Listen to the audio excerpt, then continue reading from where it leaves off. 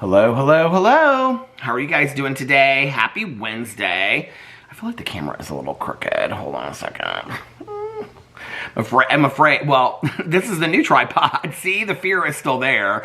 The tripod's, well, the leg might fall, but this thing won't go to the side. The top thing, it is like screwed on there so tight, which is a good thing. So anyway, but the leg might fall, but I don't think so. Anyway, this tripod is doing well so far. So, happy Wednesday. How are you guys doing?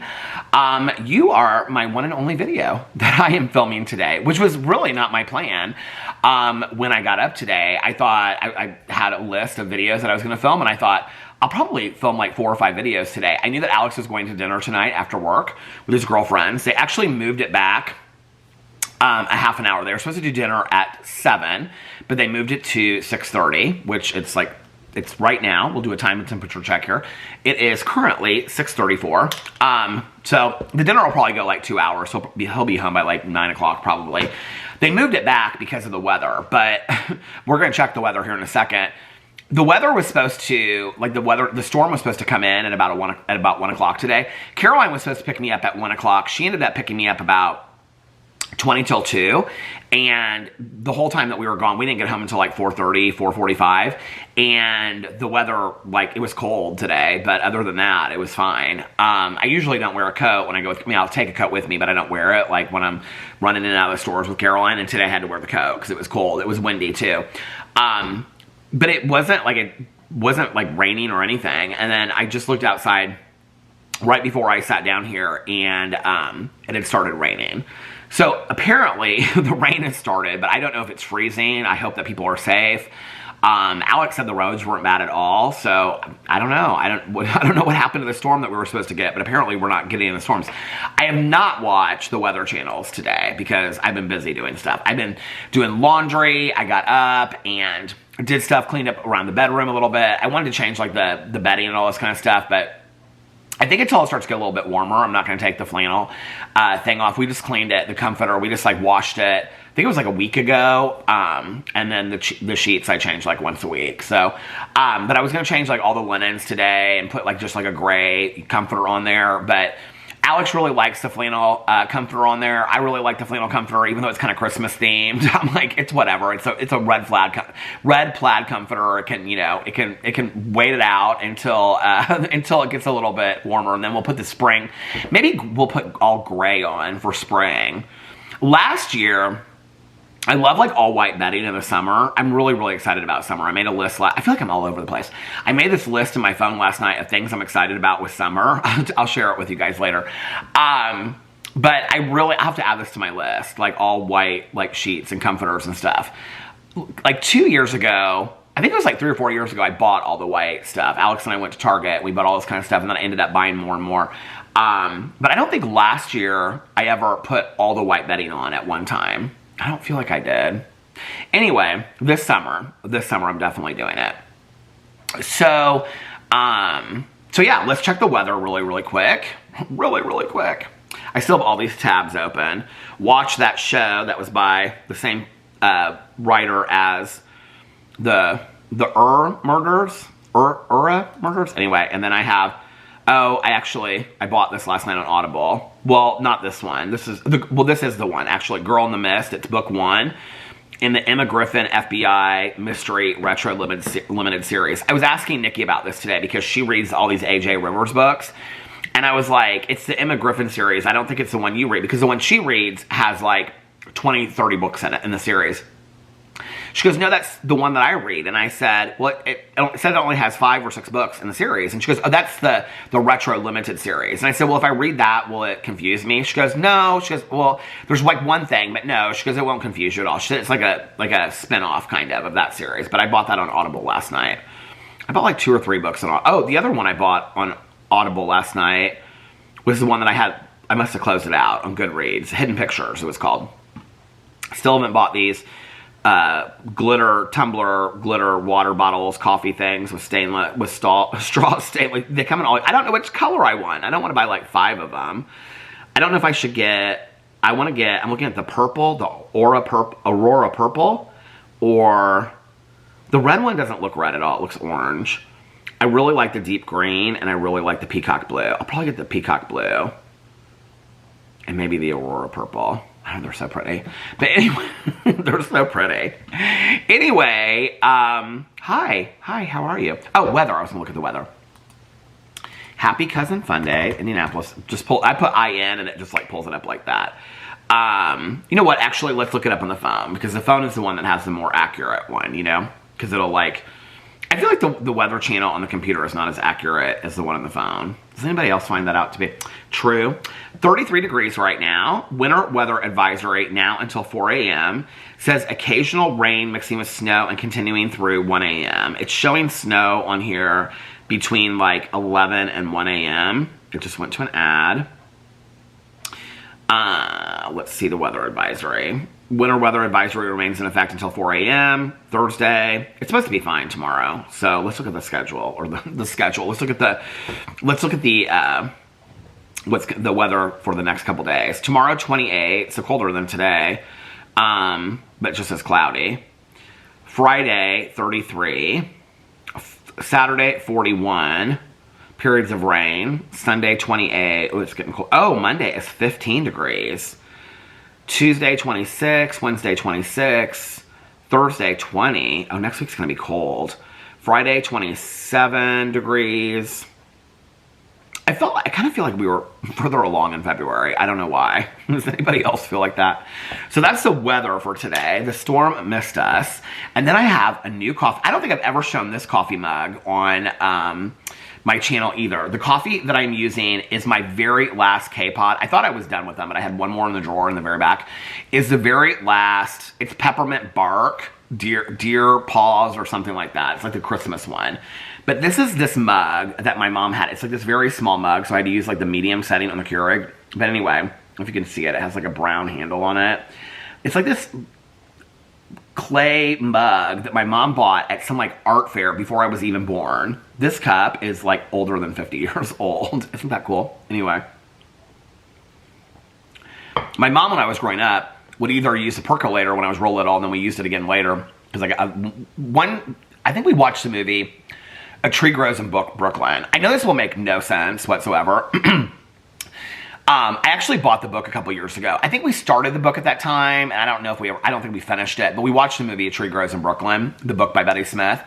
And there's a part in it where the mom is making coffee. And I think she makes, I should Google it. She makes the coffee with like charcoal or something. She puts something in it. But we ended up, so I can remember my mom was like, I don't think she uses a percolator in A Tree Grows in Brooklyn. I think it was like before percolators times. But she makes this coffee in there, and there was something about the coffee in the movie, and my mom and I both liked it. And so she would let me like drink decaf when I was younger. I know the kids drink coffee and stuff today, but like when I was like really young, my mom didn't want me drinking coffee or whatever. But I think decaf, I can't remember what time, but when I started drinking coffee. My parents weren't real weird about it. They weren't like real weird about the coffee stuff. I mean, I wasn't drinking it at 6, but I think maybe by like middle school or something. I don't remember. Anyway, we would make coffee in the percolator just because it was more fun. It was my mom's old percolator from like, again, before I was born. That one no longer exists. A couple years ago, who got it for me? Maybe it was Alex's mom got me the percolator for Christmas. Might have been like when we first started dating or something, she got that for. I feel like it was Alex's mom. But a couple years ago, I made coffee in a percolator, and I sang the song, "It's time for the percolator." It's time. Troy always asks for the percolator song in the percolator video. But I haven't actually pulled it out. In the French press for coffee, I haven't pulled out in a while either. But I love those different ways to make coffee. It's easier to do the Keurig. But anyway, we watched Tree Grows in Brooklyn, which is, it's a sad but very sweet book. Franny was the girl's name. I don't know how I remember that. But anyway, the mom, I think the dad passes away or something. And then the mom does like people's laundry. Oh, this is how it happened. I don't know why I don't remember this. So my mom would set up the ironing board in the kitchen. So my mom taught me like how to iron when I was young. I've shared this story on here before about laundry. So I can remember there was something I wanted for school. I don't remember how old I was, 10, 11, 12, something like that. And my mom was like, well, I don't do, like my mom would do like on one day like whites and the next day, like she would separate her, obviously. whites from like anyway, she would, linens and towels and all that kind of stuff. And there was something that I wanted. I think it was like a pair of pants or jeans or something like that. Although I didn't really wear jeans. This is a little unknown fact about me. I didn't really wear jeans until high school. Maybe middle school, late middle school. I used to always wear like khakis or cords. I don't know why. I really didn't like jeans until, I didn't like jeans until I was probably, I don't know, like, yeah, late middle school or something like that. Another little unknown fact about me, I don't know if I've ever shared this on here or not, but I never wore shorts either for a really, really long time. It's interesting when I started wearing shorts, what happened. So I didn't really wear shorts because I didn't like my shorts, or I didn't like my legs. My legs, I mean, I think it's pretty obvious I'm a pretty hairy person, so my legs were pretty hairy, but also, like, in high school, but also, like, my legs are pretty muscular, okay? Like, I mean, I'm not, like, a bodybuilder or work out, that much. I walk, but it's not like that, but they've always been kind of muscular legs. I have really thick thighs, and, like, my calves are thick and stuff like that. What was funny is, I don't even remember how old I was. It probably was... I feel like it was like right around the time that I got sober, because maybe it was before that. I don't know. I mean, I've gone through periods in my life where I ran, but I was running at the time that I did it, because I can remember, like, I would run in shorts, and then I would, like, go to the gas station afterwards for, like, a bottle of water or whatever. And I can remember, like, I would be standing in line. It's the most bizarre thing. But, like, women would say to me, they'd be like, you have, like, the nicest legs. And I would be like, thank you so much. I mean, it was the weirdest thing. And that, like, talk about compliments, like, really helping people. Like, that really kind of helped me get over my insecurity of my legs. I don't know. I just was always really, really insecure about my legs. Now I wear shorts all the time. I wish I was in shorts. I have sweatpants on right now, but I changed out of my jeans and put sweatpants on. Today I wore this sweatshirt, and then I wore, like, these dark gray jeans. And I actually wore sneakers today, because I was afraid that it was going to be, like, icy outside and sliding around, and I was going to wear the Uggs, but then I was like, no, I'm just going to wear sneakers. Karen was like, you never wear sneakers, like these sneakers that I had on today. I think I had the golden, like, this big pair of Golden Goose sneakers. She's like, I don't like those. I was like, at first when I came out, she's like, oh, you have sneakers on. I thought she said she liked my sneakers. And then later I said, you're, like, the only one that ever says you like these sneakers. She goes, oh, I don't like those sneakers. She goes, I don't know why you would buy sneakers that look destroyed before you buy them. I go, well, that's the thing, Caroline, But anyway, I don't think I'd probably buy another pair. But I actually did buy a pair of sneakers today. I just remember I bought a pair of sneakers at the mall for walking. So I bought the Aloe sneakers for walking. I will tell you this, the Aloe sneakers are comfortable, but they're not, like, super comfortable. They're more comfortable than the Hoka's. I actually told the woman at the store today, I was like, because they had a bunch of Hoka's in there. It's this store at the mall called, I think it's called England's or something like that. And they have, like, Birkenstocks, and they have, like, Uggs, and they have Hoka's, and they have like, Ugg clothes in there. And then they have... well, obviously not Aloe. There's an Aloe store at the mall. I didn't go in it. So I went to the mall to get Alex a Valentine's Day present today. And I walked by the store. And I was like, oh, I've been wanting to look at these shoes. These On Cloud shoes. So I was talking to this woman that worked in there today. She was really, really nice. Oh, I asked her what her name was. Now I can't remember what she said her name was. I think she said Jennifer or Jessica or something. She was so sweet. So nice. I, like, walked in. I was like, I want to look at these shoes. They had them right, like, there when you walked in. And I said, are they really as comfortable as people say they are? I've asked, like, 3 or 4 people, and people are like, they are so comfortable. Those On Cloud shoes. So I was like, well, which one should I get for walking? Because I've been, like, walking a lot and stuff. And she was like, well, she was kind of explaining to me, like, these are, like, your everyday shoes. The ones that, like, are already laced. And then she was like, if you buy the ones that you lace up yourself, like, they're, like, more fitted to your foot. And I was like, okay, that's what I want. And I had this I always buy black shoes. I was like, when I was looking at them, I was like, I'm not going to buy another black pair because they look almost identical to the Aloe shoes. And then I have Nike Airs that I walk into that look almost identical to them. And I was like, I picked up this black shoe, and I was like, what about these for walking? She's like, those are fantastic for walking or running. And she's like, they're more of a walking shoe. And I was like, okay, because they're, like, tighter fitting. And I tried it on. She had my size. And I looked at the bottom of it, and they were, like, $30 off. And I just looked at them online, and they're not on sale online. I was like, oh, my God. This was like I was supposed to come into the store, because I probably would have bought them online. So I saved $30. So I got those today. What was I talking about? Before that, now I can't remember. Like I said, I'm all over the place. How did I get to the Aloe shit or the oh, because of the, what do you call it? The Golden Goose shoes. You know, I have, okay, so I have I think I have 3 or 4 pairs of Golden Goose shoes. Melissa loves them. Jason swears and thinks they're so comfortable. I don't think they're that comfortable. The pair that I have right now, the ones that I've been wearing, I wore them to the meeting with Tanya. I wore them this weekend to brunch. I wore them today. Are like these silver, they like look like big, like North Face shoes or something. And they're totally deconstructed. And like the laces look like they're falling apart and stuff like that. They're called the dad shoes, or the Golden Goose dad shoes. And those are the only ones that are comfortable at all. The other 2 pair are not. I think the last time I took them actually, I think I took them for Ultra last year, and I took this black and red and white pair that I have for Ultra, because I wore them before to Ultra. I was like, I want to be super, super comfortable, and the whole weekend I wore, I think I probably even talked about it over here, the Nike Airs, and they were so, so comfortable.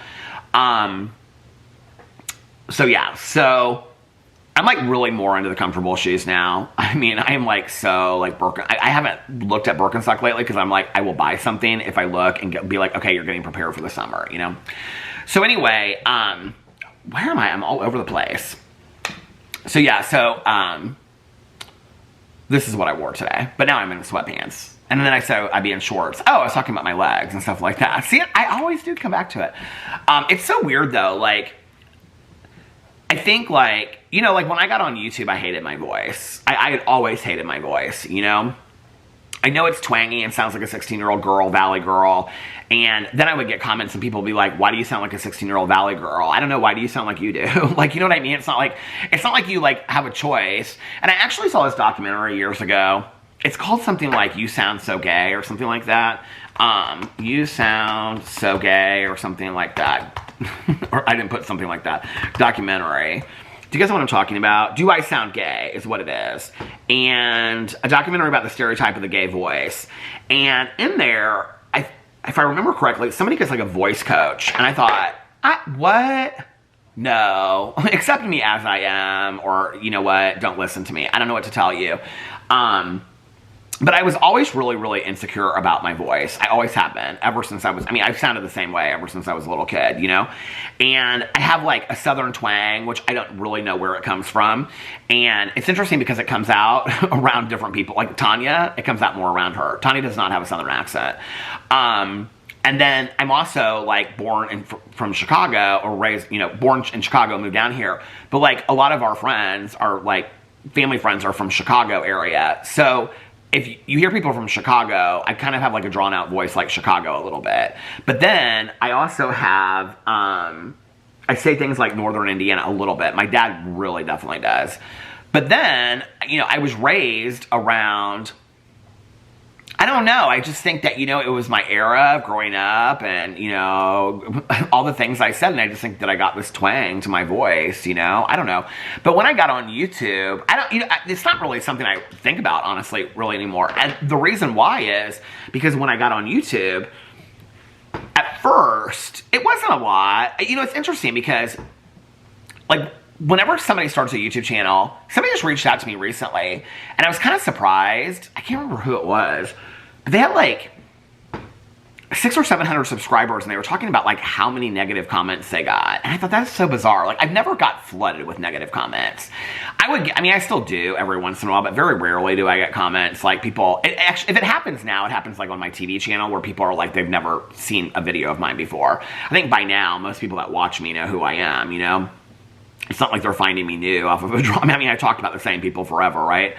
So, but at first, I would get, every once in a while, I would get a comment that somebody would say, oh, I can't stand your voice, or I still get this one every once in a while, your voice does not match how you look.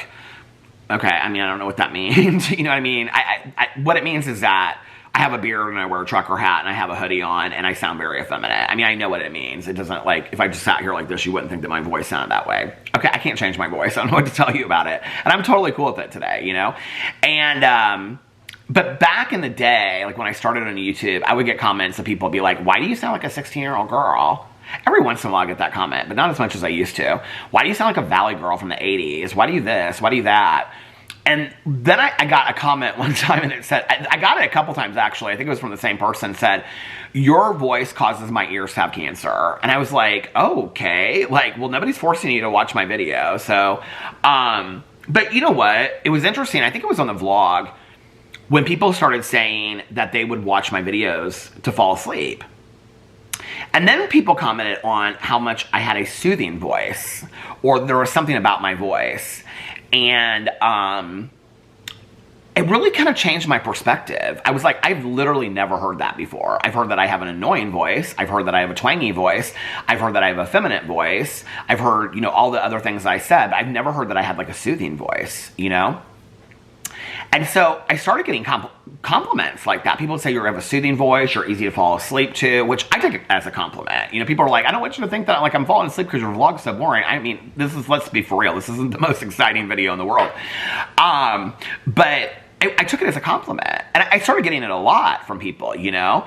And then what happened was that Alex, we were out to dinner. This is a couple years ago, 5, 6 years ago, maybe. It was like after I had started YouTube for a couple years. And we were like with a couple somewhere, and they said something to Alex about, like if Peter is filming inside the house, and he's like, I fall asleep like that. And he's like, I don't know what it is about Peter's voice. He's like, I know people laugh. They'll be like, oh my God, Peter's putting Alex to sleep. But he's like, when he makes the videos, it's something about like how he talks. Like if he doesn't have his AirPods in and watching TikToks, I can't tell you how many times he's fallen asleep while I'm sitting here vlogging. He's like, your voice is so soothing for me to fall asleep. And I was like, soothing? He's like, yeah. You know, I think with the YouTube stuff, what it made me realize was that when people would say, give me compliments, that I just had to realize that my voice is just part of who I am. And, you know, and I'm different than everybody else. And how boring would the world be if we were all the same anyway, you know? And my voice is unique to me. And just, you know, it's very much like, I was talking about this book the other day on my Peterisms channel, the Dr. Cherie Scott book, and If Life Were a Game, These Are the Rules. And I think the first rule is, in life you will be given a body. It's yours to keep. Change it, do what you want to do with it, but it's your body for life. And my voice is part of that. And, you know, I'm not going to go get a vocal coach or try to change it because 10 people out there have a problem with my voice. And probably, you know, the people that left those comments don't even remember who I am to begin with. You know what I mean?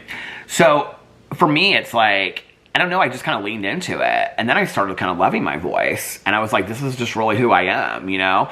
I think one of the things that YouTube has really taught me is the more that I've leaned into my sillier, goofy side, like who I kind of feel like in my soul, like, you know when they say dance as if nobody's looking? I feel like sometimes like on my drama video, my review videos, like I dance as if nobody's looking. And what's interesting is, it's not like I'm getting 1 million views, but I'm grateful for any view that I get over on those channels, you know? And what's interesting about it is that it's allowed me, the people that like it, or the people that appreciate it, or think it's funny, or something like that, are like, okay, I found my people. Like, these are the people. Don't change yourself for anybody. You know what I mean? The right people will find you. Like I said, wouldn't it be boring if we were all the same, dressed all the same, acted all the same, you know, whatever? I think it's rather boring. Had all the same opinions, you know? And so I think that YouTube has really helped me on so many levels. I think it's really helped me with my social anxiety as well. Just getting on here and talking every day, especially when I first started, and it still does feel like this very much, like I'm just talking to a camera. Like I'm not like very cognizant of the fact, I mean, I know that there's like a couple thousand people that watch this vlog every day, but I'm not really cognizant of it as I'm speaking right now. I might think of like a couple people that I know that leave comments on a regular basis, but there's people that have watched this vlog every day for the last 8 years that have never left a comment at all. I'm fully aware of that, right? And so, I don't know, like YouTube has just helped me in so many ways. And I think like in a similar fashion, when people started complimenting about my legs, I can remember I had a friend of mine at the time, and when was that? Because I probably was, maybe that was before I got sober. I just got back from running, and he like stopped by my house. And he was like, I think he was like 10 or 15 years older than me.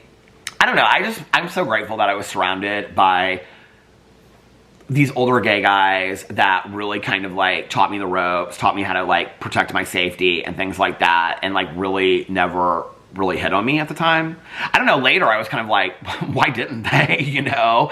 Which is funny because one guy said, you always had a boyfriend. He was like, you always had a boyfriend, and I always just respected that. But this guy was a really, really good friend of mine, probably the number one person. And at the time that I came out when I was 18, he was probably like 36, 35. And I remember he stopped by my apartment. He was like, you never wear shorts out. I had like running shorts on or something like that. I was like, I don't like my legs. He's like, why don't you like your legs? I was like, I don't like my legs. I was like, they're like, I would call them meaty. He was like, I was like, they're meaty and they're hairy and I don't like them. He's like, you have really nice legs. He was like, I don't, he said something like that. I don't remember. But anyway, but the more compliments I got when I wore shorts, I mean, it's not like still today. I still get flooded. I mean, it's not like that at all, right? Like, you know, they're going to put me on the cover of a magazine for my legs or something like that. But the more compliments that I got about it, it was like, it really like helped me out. When you're giving somebody a compliment about their smile or whatever, you know, it's like, I don't know. It's like, I can remember when my old sponsor that passed away, he would tell me, he'd put his head underneath my chin and he'd say, when you walk, because you know, part of my social anxiety and all of it was just like, when I walk into rooms, I still look at the floor. I still struggle with that today. I'll look at a floor and then I'll think of what he said. And what he said was, when you walk in, he put his hand underneath my chin like this and put it up. He goes, when you walk in a room, you hold your head up high because today you're a person of character because of the work that, you know, I'd done and all that kind of stuff. And I still struggle with that. But I remember at that time was when I started coming back to meetings and I was going to meetings every day and stuff like that. And, you know, I would never really meet people with my eyes. I would always just kind of look at the ground or whatever. And I remember, like, I was going to the noon meeting every day. And he would say that to me. I mean, he didn't just say it to me once. He said it to me regularly. And I can remember if he was sitting in the meeting, I'd like put my head up. And then like after the meeting, I would have like women would come up to me and they'd be like, I just noticed today how beautiful your eyes are. Like I'd never noticed that before. And that was kind of, I mean, I had heard that throughout my life, like when I was growing up. I have nothing to do with my eyes. Thank you to my mom and dad. People always say stuff about my eyes. And I appreciate it. I mean, there was some like rumor out there that I wore contacts. Believe the rumors. I don't really care. You know, it's what it is. I'm grateful for my eyes. My mom had like baby blue eyes. My dad has steel blue eyes. I'm somewhere in the middle of it. I mean, the weird thing about it is, about my eyes, because people always say stuff about my eyes, which I think is so sweet. But like, I mean, I have nothing to do with it, right? Like it's not like I picked out my eye color or something. I mean, you can. I don't judge anybody for wearing colored contacts. Wear them if you want to, you know, but what's so interesting about it is that I get a lot of comments like about my eyes. Like Alex, whenever people are like, what's your favorite thing about Peter? He'll say his eyes, my hands and his eyes. I don't know why my hands, but anyway. And, but my mom got so many comments. Like her eyes were literally like shattering from across the room. I mean, they were such a baby blue. I mean, it was literally like looking out into like the clearest ocean in the entire world. Her eyes were absolutely beautiful. My dad, I was like looking over here. I was like, I have this picture of my mom and I from when I was a little kid. We both had black turtlenecks on. We went to some photographer for it. It was this like Casablanca guy. I don't know why I just remembered that. Maybe it wasn't Casablanca. It wasn't Cassavetes, because that was the guy that did Rosemary's Baby. It was Casa something. But anyway, I remember going to take these pictures, but it's my mom and I. Have I ever shown you these pictures before? We're both in black turtlenecks. I have kind of like a bowl cut kind of thing going on. They're actually really cool pictures. My mom's hair is like down the middle and tucked behind her ears. But her eyes look so blue in this picture. My dad, okay, I mean, always people comment about his eyes. I mean, if I'm standing next to my dad, nobody, or if I was standing next to my mom, nobody ever said anything about my eyes. It would always be my mom or my dad. My dad's eyes are like steel blue. I'm actually looking at this clock right here, which the background is like blue. I'm trying to think about if I have anything. I mean, my dad's, here, I'll show you. My dad's eyes are like that blue. Like they are steel blue. So I don't know. But I guess that's where I got it from, was my dad and my mom. But, you know, I think, like, what I was saying was, I always kind of looked at the ground, you know, I don't know. I think from years and years and years of being made fun of, and, you know, drinking and drugs really helped with that, because I just didn't really give a shit what people thought about me. But then when I got sober, again, I struggled with that. Again, I mean, you know, like drugs and alcohol mute all that. They take away those feelings and those emotions that you have, and that fear, that shame that you have. And so then when I got sober, I was dealing with that all over again, you know, of like, I'm not worthy, I'm not good enough, nobody likes me and whatever. And so I would never like really like look at people's eyes and stuff like that. I'd always kind of look at the ground. I always walked into rooms looking at the ground. I still struggle with it today. You know, when I walk into a room, if I'm looking at the ground, it's like, it's kind of a safety thing, I think, also. You know, it's one of the first things that I always think of is what my sponsor used to say to me. You know, you're a person of character today. He'd always go like that. But, you know, I think it's a sentiment to giving people compliments because you don't really know what you're saying to them when you're saying something to them. Like, people complimenting my legs really, really helped me. I don't know that to be honest with you, I don't know. I hated my legs. I hated my legs. The camera stopped. How am I possibly at 30 minutes already? But I hated my legs. And so, like, I don't love my nose. My nose is crooked. And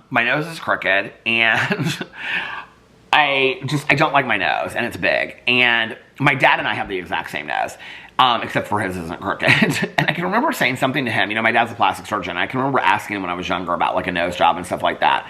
And he was like, why do you want to go get a nose job and mess with your face? And I was like, well, I mean, you do, you know, rhinoplasties all the time and stuff like that. My dad's like, yeah. He was like, you have a nice nose. He was like, it's who you are. He was like, you know, my dad used to always say to me that, like, 90% of cosmetic surgery, the other person, like, other than the person that got it, nobody can really tell that you got it done anyway.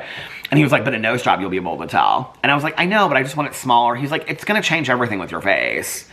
I don't know. I think we all have these physical insecurities. I mean, in retrospect, I'm glad that I didn't get a nose job.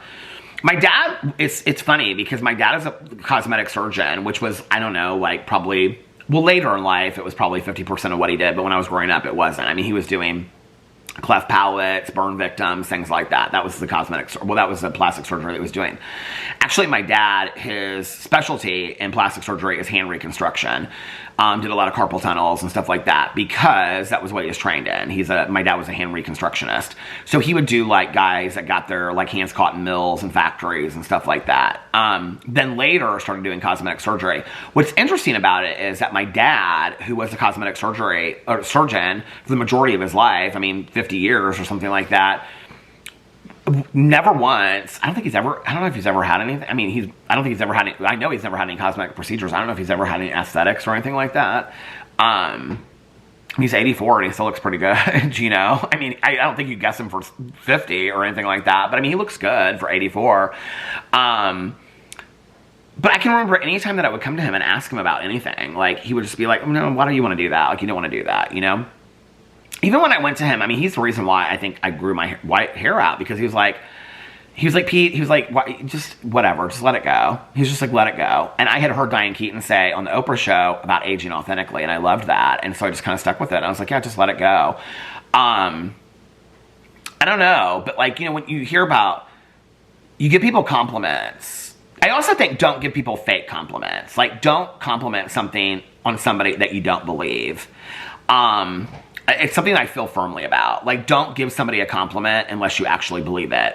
Maybe look for things to give people a compliment for, but if they have a pretty smile, say you have a really pretty smile, or I love your hair, or, you know, like, oh, your sweater's really pretty. But if you don't believe their sweater's pretty, don't tell them their sweater's pretty. You know what I mean? Like, I think that's leading it. Then they'll wear that sweater all the time thinking, oh, somebody told me that this sweater's pretty, and everybody's like, oh, that sweater's ugly. You know what I mean?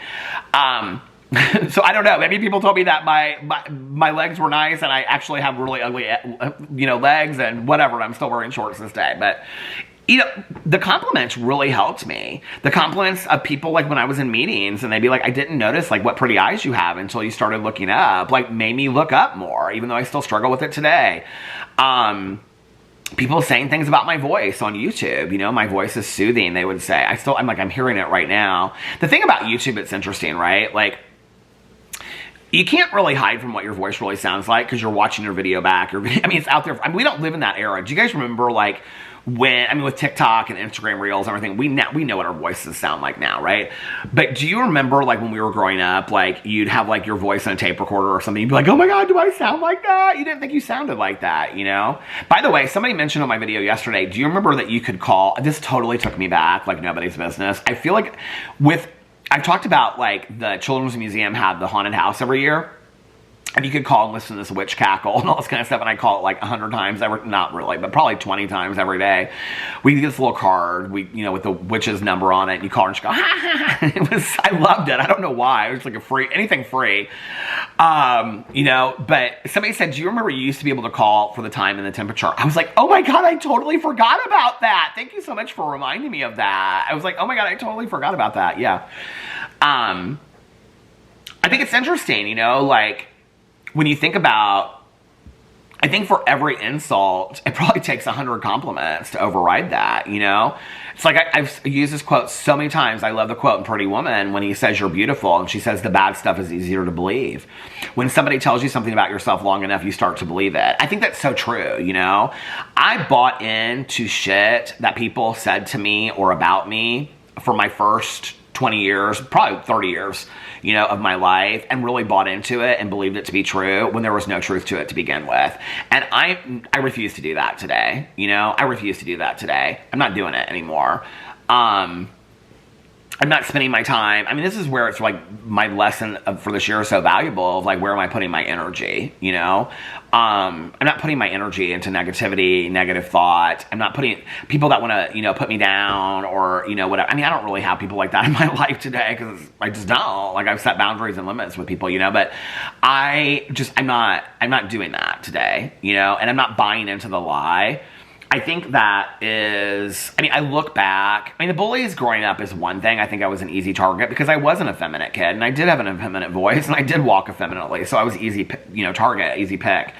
But I think when later in life, I've looked at throughout my life, like people that have put me down or whatever, I think I don't even necessarily know that it's a jealousy factor. I think that it's almost kind of like, I don't know. I think like jealousy is such an interesting thing to me. I think jealousy comes out in different ways, but I don't think it's a jealousy factor.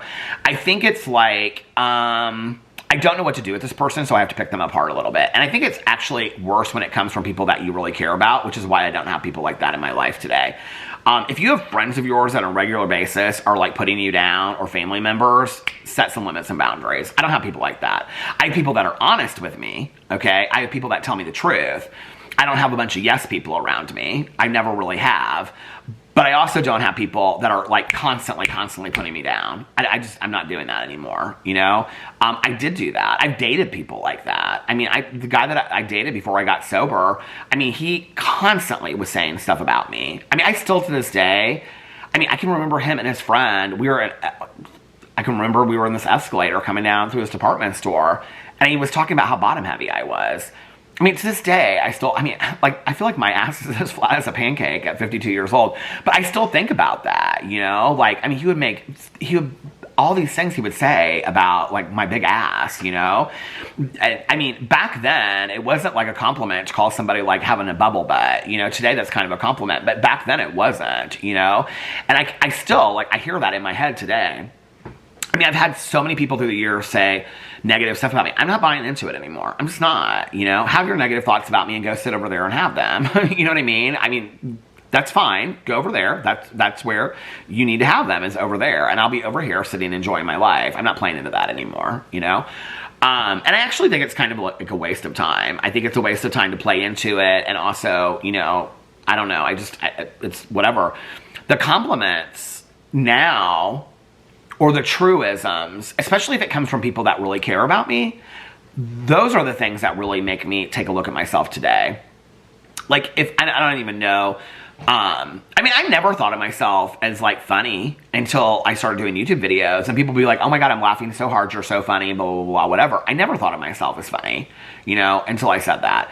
And then Alex said something to me one time, like, right when I started, I said something, I was kind of surprised that I was getting comments like that. He goes, you're just naturally funny. You know, I was like, my dad is so funny. I mean, like, people always like, whenever they're always like, oh my God, your dad is the funniest person I've ever met in my entire life. He's a great storyteller. I think because of my dad, I never really thought those things about myself. I don't still to this day. It's not like I'm going to start doing stand-up tomorrow. You know, I think it'd be fun. I think it'd be nerve-wracking as hell. I don't think I could ever stand on a stage and I'd be like, tell a joke. I don't know, you know. But, you know, I think, when you think about it, it's like, be very careful with your words, you know? I'm not saying that people don't deserve criticisms, and I do as well as anybody else, but I think it's all in how you say it, and, you know, whatever.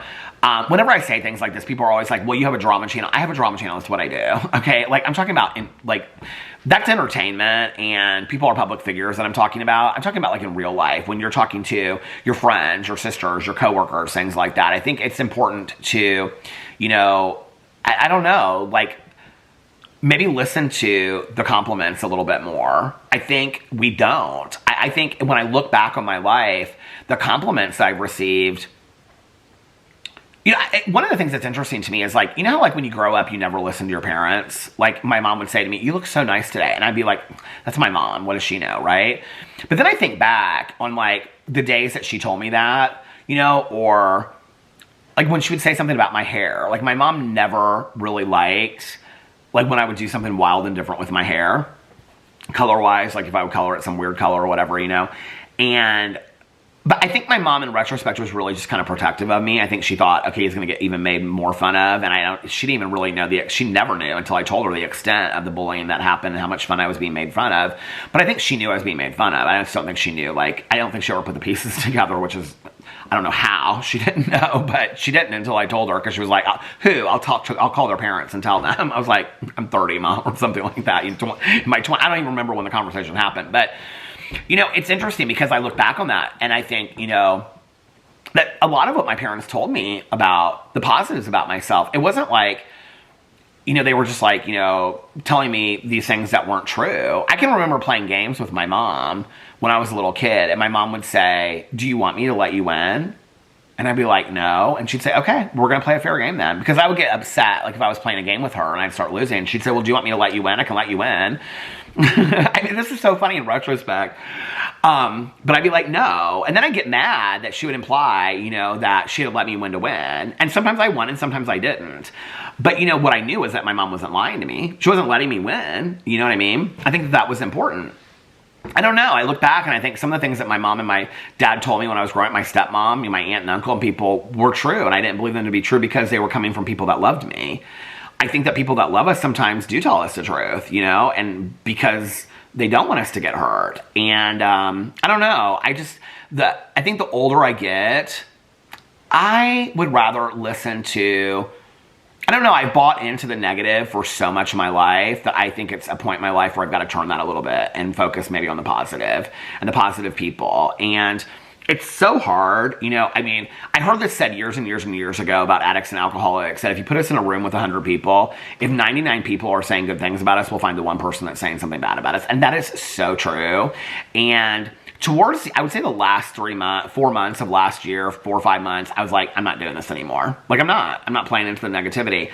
And then when Boo Radley passed, you know, it's like when you go through a loss, like if you've lost anybody, you know, a parent, somebody that you love, or whatever, you know, a pet, a child obviously would be huge, right? But like you lose anybody in your life, a friend that you've lost, you know, anybody in your life, I think it prioritizes things. If you think about like what you think matters today, like, okay, this matters and I got to get real upset about this and I got to make sure I post this and I'm upset about this. But like in those moments, nothing really fucking matters. It really doesn't. Like it really right-sizes life in the moment of loss.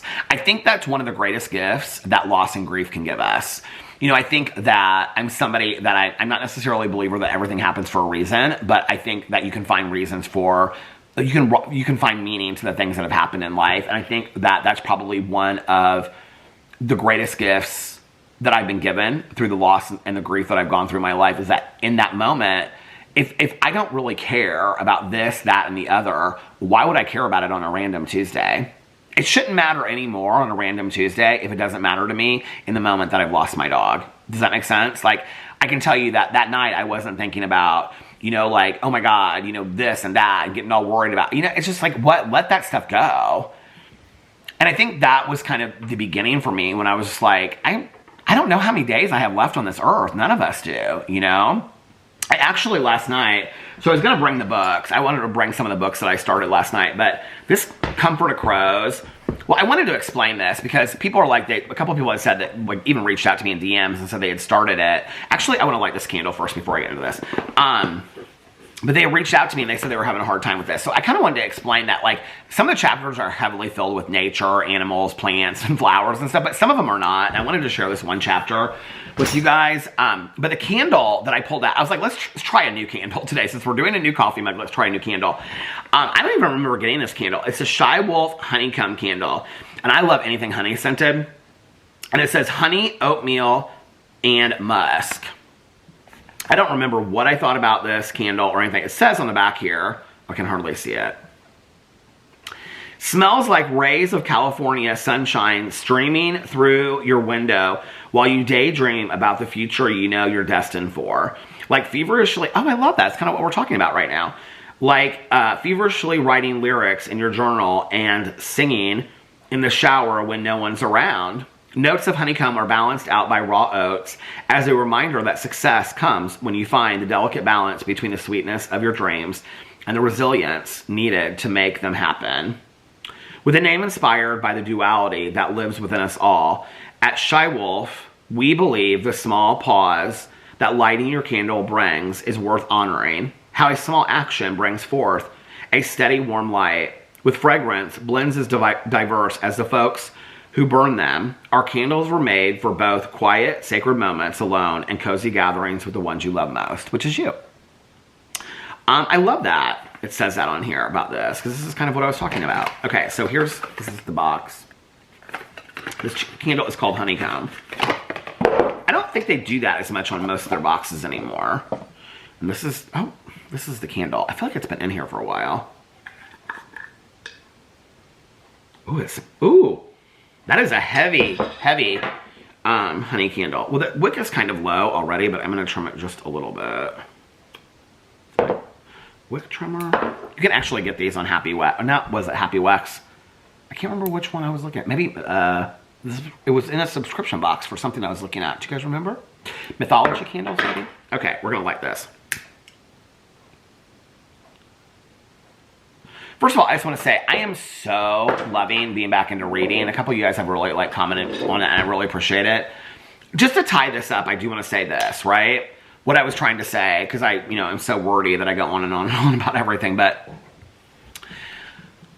I think if you look back on your life, I don't know, not everybody, but me, I can only speak to me, right? Like, I have focused so much attention on the negative things that people have said about me. I'm not talking about the critical things, okay? I'm not talking about when somebody says, I think you should take a look at this, or maybe this is something you might want to work on. I don't think that those are critical statements. I don't think that's like calling somebody a piece of shit, okay? I think that's a critical statement. I don't think that's like saying to somebody, when you speak, your voice causes my ears to have cancer. I think that's a cruel statement. I'm not talking about that. I'm talking about, and even if it's like a jest, like if it's like a joke thrown here or there, I can handle that, right? I'm talking about negativity upon negativity. I mean, that's your mission, is that, right? Like, I have so much of my life really fed into that, like the Pretty Woman saying, and I said, I was already working on it last year, and then when Boo Radley passed, I just was like, it was in that night, I just was like, what am I doing? This is stupid. There are, focus on the people that love you, the kind comments. I mean, it's like, if you don't like, it's like very much like this, right? The noise in our head. Why are you forcing yourself to listen to music that you cannot stand when you can change a radio station and listen to something that you love listening to? This is why I do not understand, hate watching. I don't understand it. Like, people that consistently watch somebody that they do not like, okay? Why would you not, you might not even be here in a week, all right? I mean, that has been a lesson I have learned a very hard way. You might not even be here in a week, and this is how you choose to spend your energy. And so last night, so that's the lesson, right? So last night, I'm reading The Comfort of Crows, and there was this chapter in here. So I'm into summer now. I'm like, I don't know how many weeks I am into summer. Week 4 into summer. So I read five chapters last night. The last chapter of spring, and then the 4 chapters of summer. And so the last chapter of spring is called The Grief of Lost Time. And this is where the book is not just about nature and stuff like that. It's about the fact that she goes home to, I think she's from Birmingham, Alabama is where she's from. And she goes home to her sister's house. Her sister lives on the same street that she grew up on, that she and her sister grew up on. They moved there when she was in, I think she says 8th grade, and her sister was in 2nd grade. And her parents, her mom and dad are both passed away. And she talks about, like, she does this thing where she walks over this, like, bridge, and she, like, says the names of all the neighbors that used to live there so she can remember. So she's there because a friend, she was going there for her nephew, her sister's son, her nephew's high school graduation, who, like, she says throughout this thing, I mean, really none of it is really about nature. She says this thing about, like, I thought about this with my own nephews, because, I mean, Carlitos is 12 now. I mean, like, you can have a conversation with him about, like, you know what I mean? Like, I can remember when, I mean, all these pictures come up in my phone and stuff, and I'm like, God, I feel like it was just yesterday, you know, that we were at the 500 race parade downtown, and he was on my shoulders, and we were getting ice cream and stuff, the whole family. You know, it's just like, it feels like that was yesterday. And now he's 12, you know?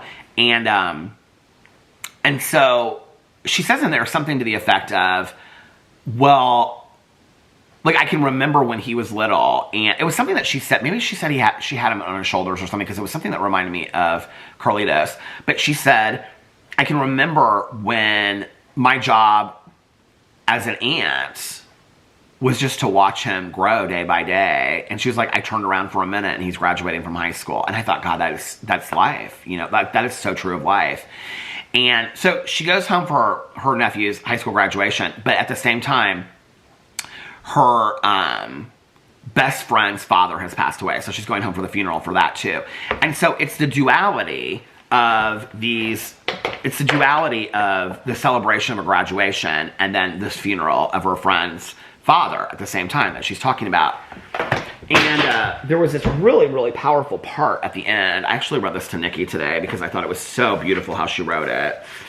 To the very end, and she's talking in here about how she played in graveyards, when she talks in a previous chapter about growing up, like, kids don't understand, like, that graveyards aren't playgrounds, and that she, like, when you grow up in the South, you play in playgrounds and stuff like that, and they have great hiding places for hide and seek and all this kind of stuff. And she said, you know, you would think that a child playing in playgrounds growing up would understand the idea of mortality. And then she goes, faster than a sapling becomes a shade tree and a house becomes someone else's home, faster than a newborn baby becomes a man, and yet I conduct my life as though I have all the time in the world, filling my hours in ways I can't always account for when evening falls. And then it goes on, she's leaving the funeral, and she's talking about her mom, and she's talking about this holly plant that her mom, like, her mom loved to garden all her life, but she couldn't bend down as easy. And so she built, like, she had moved to Nashville and was living across the street from her in a rented house. And so she hired a carpenter to build, like, so her mom had, like, this, like, trellis that was, like, not a trellis, but what does she say in here? She says it in here. Found a carpenter to build 2 raised beds, each waist high. She stooped to dig in the dirt anyway. I love that. But she's talking about this holly plant. And that her mom has passed away, and her mom brought the holly plant from their home in Alabama to Tennessee, where it wouldn't survive the winters outside. And she said she didn't know it would not have lived through a Nashville winter. I took it home and put it in a pot. So she's talking about how she takes this pot inside and out every fall, and like every, you know, late fall, and then puts it back out in the summer or the spring for her mom. Driving back from Alabama, I kept thinking about the potted holly fern, about the way my mother had pulled it from the soil of the house where I spent my last years at home, about how I carry it inside every fall and outside every spring, year after year without thinking, as though the years are nothing, as though springtime will always be waiting for me, dappling everything with light. And I read that part last night, and it was like, it's just not worth it. We are not here forever. We are not here forever. Spend your time the way that will make you the happiest, you know? Spend your time doing something that's worthwhile. Because like she says in this book, I loved this phrase that she says in here. I mean, it just hit me like a brick when she said it. Where's it at? It's like chapter 13, spring, week 13. When she says in here, she's talking about Post-it notes she leaves all over her house. She says, instantly I was thinking about those Post-it notes stuck all over my house. How had I allowed myself to become so busy? How long had it been since I'd spent a day in the sun eating sandwiches from a cooler and watching water ripple across the surface of a lake? Why do I so often behave as though there will be unlimited days to sit quietly with my own beloveds listening to birdsong and wind in the pines? We think we have unlimited time. We don't. We don't at all. ask yourself, where am I putting my energy, you know? Today I got home and I wanted to make all these videos. And Caroline kept on rushing everywhere we were. And I said, finally, I said to her, she's like, because she's going on this girls trip this weekend. She leaves on Friday. And I said, oh, Caroline, you better not share that. You're not going to be home for Valentine's Day. They're going out of town for another girls trip. I said, if you share that online, they'd come for your marriage. Because my marriage is perfectly fine. I don't feel like I need to explain that to anybody. I was like, I think that's a perfect answer. But, she's like apologizing when we were in Costco. She's like, I've got to get, because, you know, like, so they do this girls' weekend in a cabin every year in Brown County, which is like close to Bloomington. It's beautiful. And so it's like 8 or 10 girls that she's been friends with forever. And so I think it's like 8 girls. So one does, 2 does breakfast one day, 2 do breakfast one day, 2 do dinner. And then like 2 the next day, it's 3 days or something like that. And then somebody brings the drink, somebody brings this, whatever, the bottled water. So she is responsible for a dinner, like with this other friend of hers. So she's like, I'm just getting it at Costco. So she's getting those Motor City pizzas. She said she's going to add the mushrooms to it. I was telling her people were like so excited about the mushroom recipe. I said, somebody said you're part of her family now. Caroline's like, oh my God, I love that, the mushroom recipe. So today she is going to put, or this weekend she's going to put mushrooms on the pizzas, but then she's also making the mushrooms.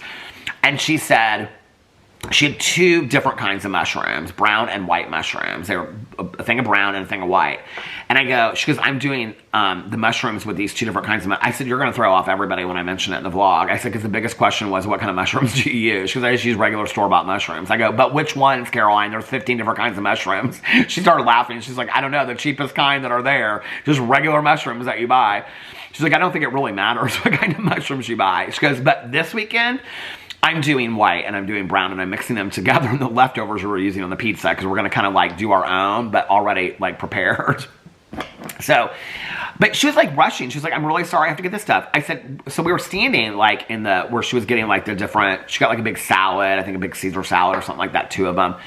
And she's like, I'm sorry. I said, Caroline, babe, I am not in a rush. I just love spending the day with you. Like, let's just, if I make videos when she's like, I know, but you want to make videos. I said, if I get home in time to make videos, I get home in time to make videos. If I don't, I don't. So I got home and I was like putting all this stuff away because I got like paper towels and laundry detergent. I had all this stuff to pull inside. I got stuff for Alex. I had all this stuff to bring inside. She was helping me with it. And then when she left, I brought it inside and I was putting it all away and whatever. And then I sat down for a second, and before I knew it, like Alex and I were texting, and he was telling me that, because he originally was going to come home, but he was like, now that they moved the time, he was like, I think that I'm just going to like go over to his friend's house before we both go over to dinner. I was like, yeah, that's cool. He's like, I just don't want to drive back and forth. I was like, I totally understand. And so I was texting him, and then I said, he was like, what are you doing? And I said, I'm going to vlog. He's like, are you not filming any other videos? Because originally when I was out, I had texted him and I said, are you still coming home? Because if he wasn't, then I was like, okay, I can film all these videos. And I was like, no, I don't think I am. I was like, I am not going to rush this, you know? I have videos that I want to make. I have 2 drama videos that I want to do. You know, I have like 5 booktube videos. I wanted to film videos today, but I also don't want to live in the state of rushing anymore. I just don't. One of the things that this book has done for me that has been so fantastic, it has really slowed me down.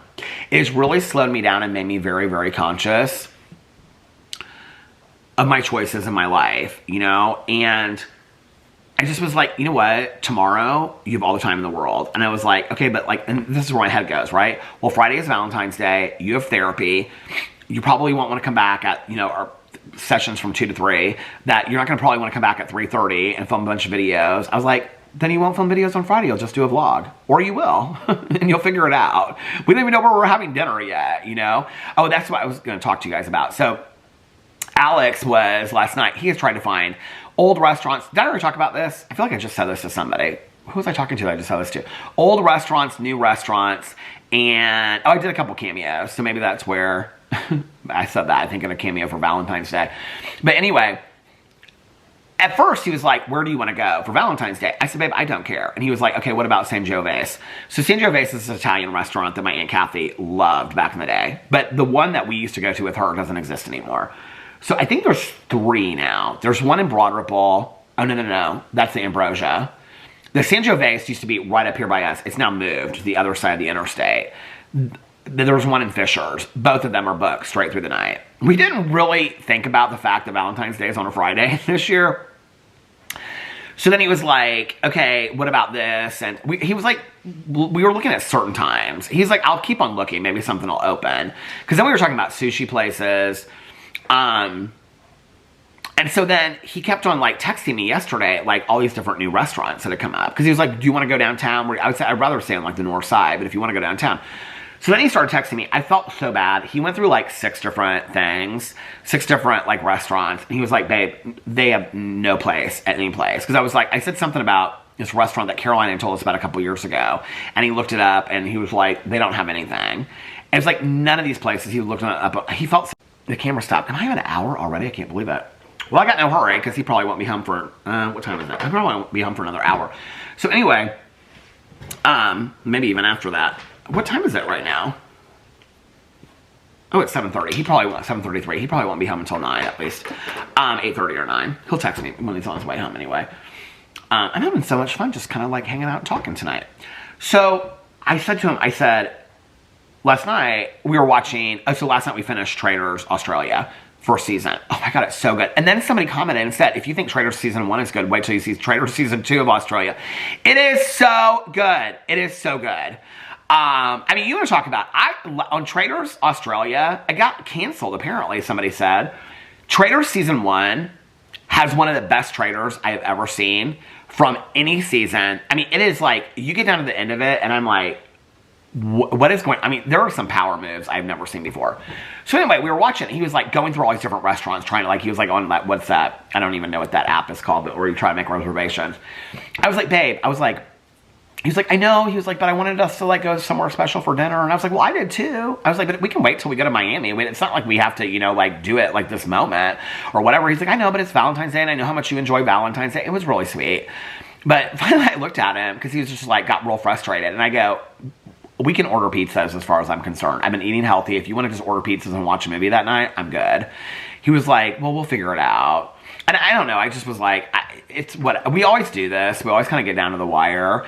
And I feel like that we've kind of lucked out. I don't remember what we did last year for Valentine's Day. I guess I could go back and look. Let's look and see my pictures. Doesn't it do it by date? So I'm sure somebody out there is taking notes on it and remembers what I did last year for Valentine's Day. I really do not remember. Let's see. Okay, February, will it come up? February 14th. 2024. Okay. Oh my God, all these videos from Ultra Music Festival. February 14th. Okay. Why do I have, somebody sent me a Valentine with Amy Slayton's picture on it that says, you are sody lightful, because she calls sodas sodies. Who sent it to me? I have it here. Oh, she sent it to me. Oh my God, that's so funny. I was like, who sent that to me? I don't have any pictures. Did we do anything for Valentine's Day last year? I don't remember. Why do I feel like we did? Well, one year we went to Ironworks. We stayed at Ironworks Hotel, and we went with Melissa and Jason to Ruth Chris. That was the year that we got the hotel, and I watched Hell in the Heartland in the hotel room, and then Alex had to go to work the next morning. We got snow outside. I remember that. The year before the accident, we went to Miami the weekend before.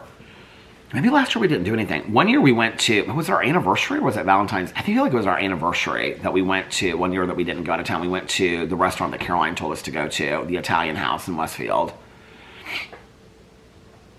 I honestly, I don't even remember what we did on Valentine's Day last year. Is that bad? I'm sure I could look up the vlog from last year on Valentine's Day. I'm sure it would tell me. Maybe I'll do that and then I'll find out. But anyway, we don't know what we're doing yet. I don't really care as long as we get to spend time together and stuff like that. You know what I mean? It'll be fun. I didn't get him any, like what I got him is so not romantic whatsoever. But it's something that he mentioned he wanted like a year and a half ago. I think like for his birthday, I tried to buy this and they didn't have it in a size. And so I was like, okay. And so when I went in there today, I was like, I couldn't believe that they had it in a size. Because I told him, I was like, I got you something for Valentine's Day. He got me something too. It's sitting right over there. I have no idea what it is. But anyway, he was like, oh, you didn't have to do that, because we weren't really gonna like do any kind of like presents or anything for each other. I got him a card too, and I said, and he was like, I didn't want him to like feel like he had to go out and get me something, and I was like, oh, it's not really that big of a deal, so don't think, like it's, like a bag or something like that. We're not doing that for Valentine's Day this year. We're trying to like, save more money for like trips and stuff like that. So I just was talking to Jessie the other day about when we are going to maybe go out there to see the baby and stuff like that. So we're thinking, she doesn't want tons of people out there, like right at the beginning, like obviously the grandparents and stuff like that. So Alex's mom is going to go out there. I think like I don't know, anyway, that's between, they're scheduling all that. Carlos and Liliana and the kids are going out there. I can't remember when they told us, but we're looking at, because we wanted to like be able to hang out with them and stuff, so we want them settled. And I said we're thinking like the last week of May, first couple weeks of June, and Jessie was like, that's perfect. She was like, because then we'll be settled, and she was like, and then we can actually like hang out and stuff like that. And I was like, yeah, that's great. So yeah, we don't want to be like, a burden and all that kind of stuff out there. And all the rest of the family, we want the rest of the family to be able, especially Alex's mom, because this is like, her first grandchild with Fufu. So we want her to be able to go out there and stay as long as she wants and stuff like that. And obviously Jessie's family, I mean, she's got 3 sisters and her parents are going to be out there and stuff like that too. So we're just like, we'll go whenever it's, I originally, like, when they told us, everybody was like, oh, we're going to be out there. She was like, everybody's coming. I was like, Jessie, we're going to be getting ready to go to Miami for Ultra, so no, you don't need to worry about us. We won't be out there till later. And then when we talked about it, she was like, I actually think it would be better if you came later anyway. She was like, because then I'll feel better, we'll be settled with the baby and stuff like that after like, a couple months. And she was like, then we can actually like kind of like hang out and relax and stuff like that and spend time together. So when I texted her the other day, she was like, I think that's perfect. I was like, well, you just let us know. I mean, we can come out there July, August, September. I mean, whenever it's convenient for you guys. She's like, okay. She was like, let me talk to Fufu and we'll figure out like when's a good time. We'll probably only go out there for like 4 days or something like that. And then we're going to do some kind of joint trip for our birthday this year, but we might not do it on our birthday. Because we don't want to do that and then turn around and go somewhere else. And then we don't know. So that'll be either like the end of June, beginning of July, probably. Maybe middle of July. And then we're not sure if we're going to go to Vegas for our anniversary this year. I would love to. We had other than my bag getting stolen, we had such a great trip. I'm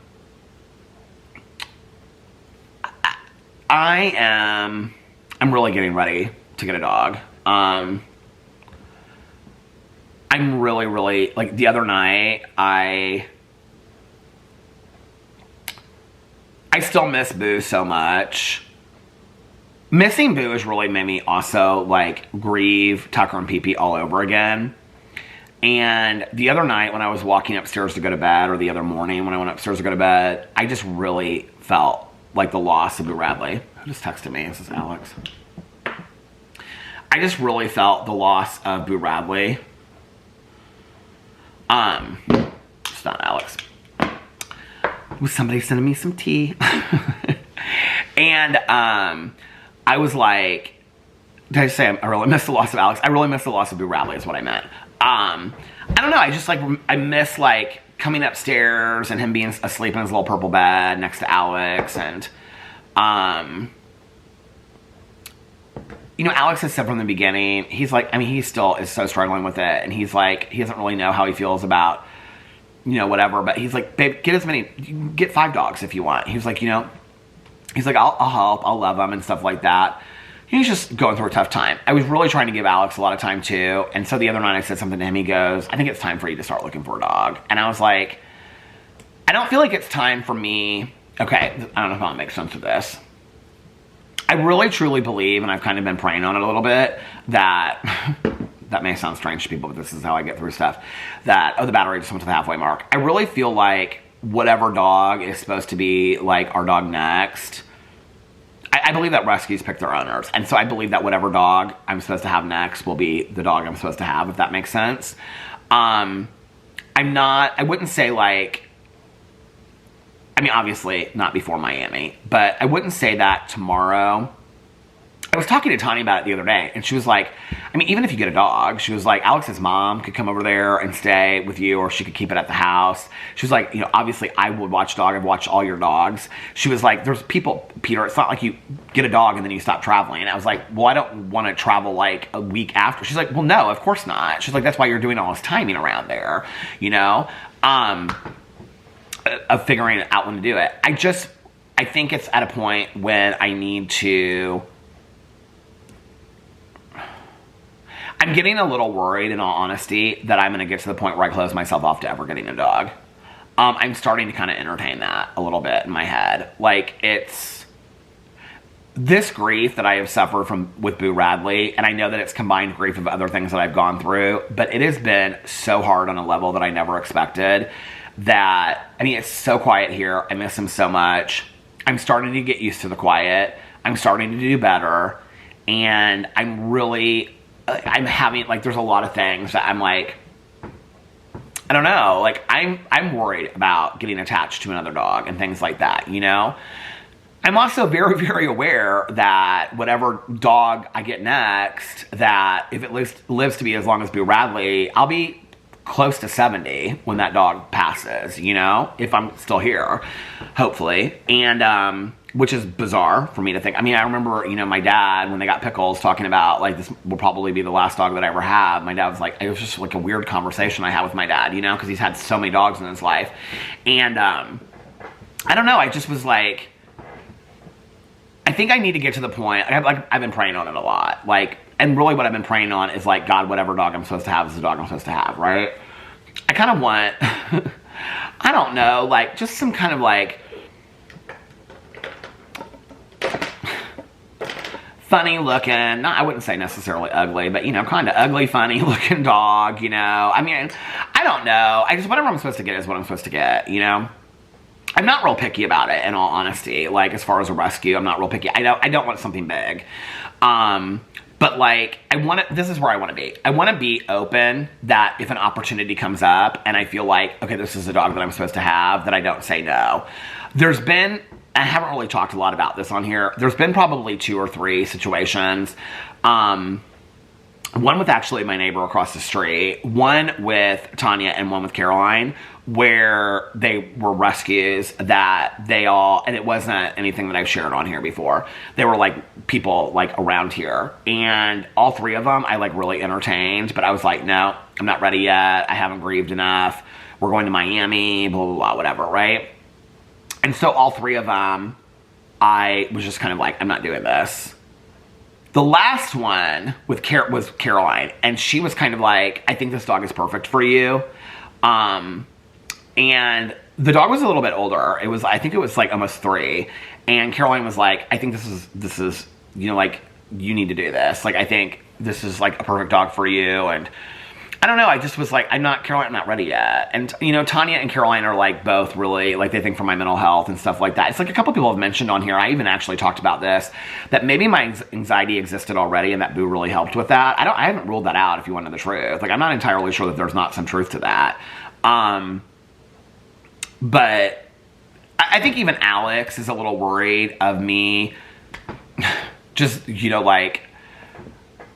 being here all the time, you know, like, I don't know, there's a part of it that I don't really know how to explain it. There's a part of it that I just love it, and I feel so safe just being here. At the other times, I feel like, get me the F out of this house, you know?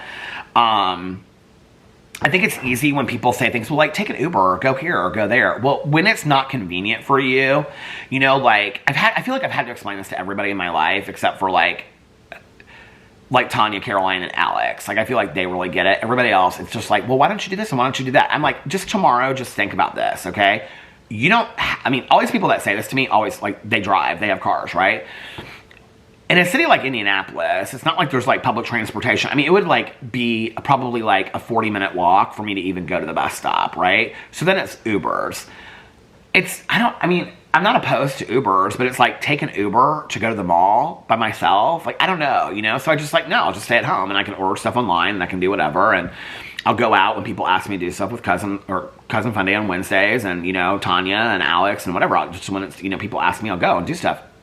But I think, like, you don't really get it, okay? And like, I didn't really get it until there is no longer the option of like driving and having a car outside. It's just as like, it isn't, which is whatever, you know, it's like, it's not even the worst thing ever in the entire world. I mean, in all honesty, there's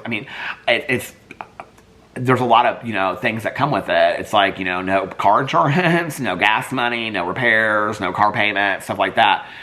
But I think I'm getting to the point where I'm like really just loving my house. Like I made this list last night I was talking about of like all the things I'm excited about with for summer. And it was like all stuff to do with the house. It was like making the back patio really pretty, you know, doing some gardening stuff, buying bird baths, making the front porch really pretty, reading on the front porch, having the windows open. It was all stuff to do with the house, you know. I mean, I finally was like, oh, go to the swimming pool, you know. And it was like, I think I'm feeling so comfortable here that I think, like, one thing I have to be kind of careful of in my life is isolating a little bit. And when people ask me typically to do stuff now, unless it's just something that, like, I mean, I have no problem saying no to people, but, like, if Tanya, Caroline, Alex, one of my other friends ask me to do something, I do it. I'm just like, you know, it's a reason to get out of the house. But I don't think I make a real effort to try and go do a bunch of different things. I think that having a dog, I think I'm getting to the point where, you know, at first I felt so lonely and alone. I think I'm kind of getting past that. I'm almost kind of getting used to it, if it makes sense. And so I'm kind of getting afraid, like, well, maybe I don't want to get another dog, you know, or maybe there will never be another dog like Boo and Tucker and Pee-Pee, you know. One of the dogs was a long-haired Chihuahua. And Alex said to me, he goes, well, you would get another Chihuahua? And I said, yeah, I would get another Chihuahua. I mean, I'm totally open to whatever dog, you know?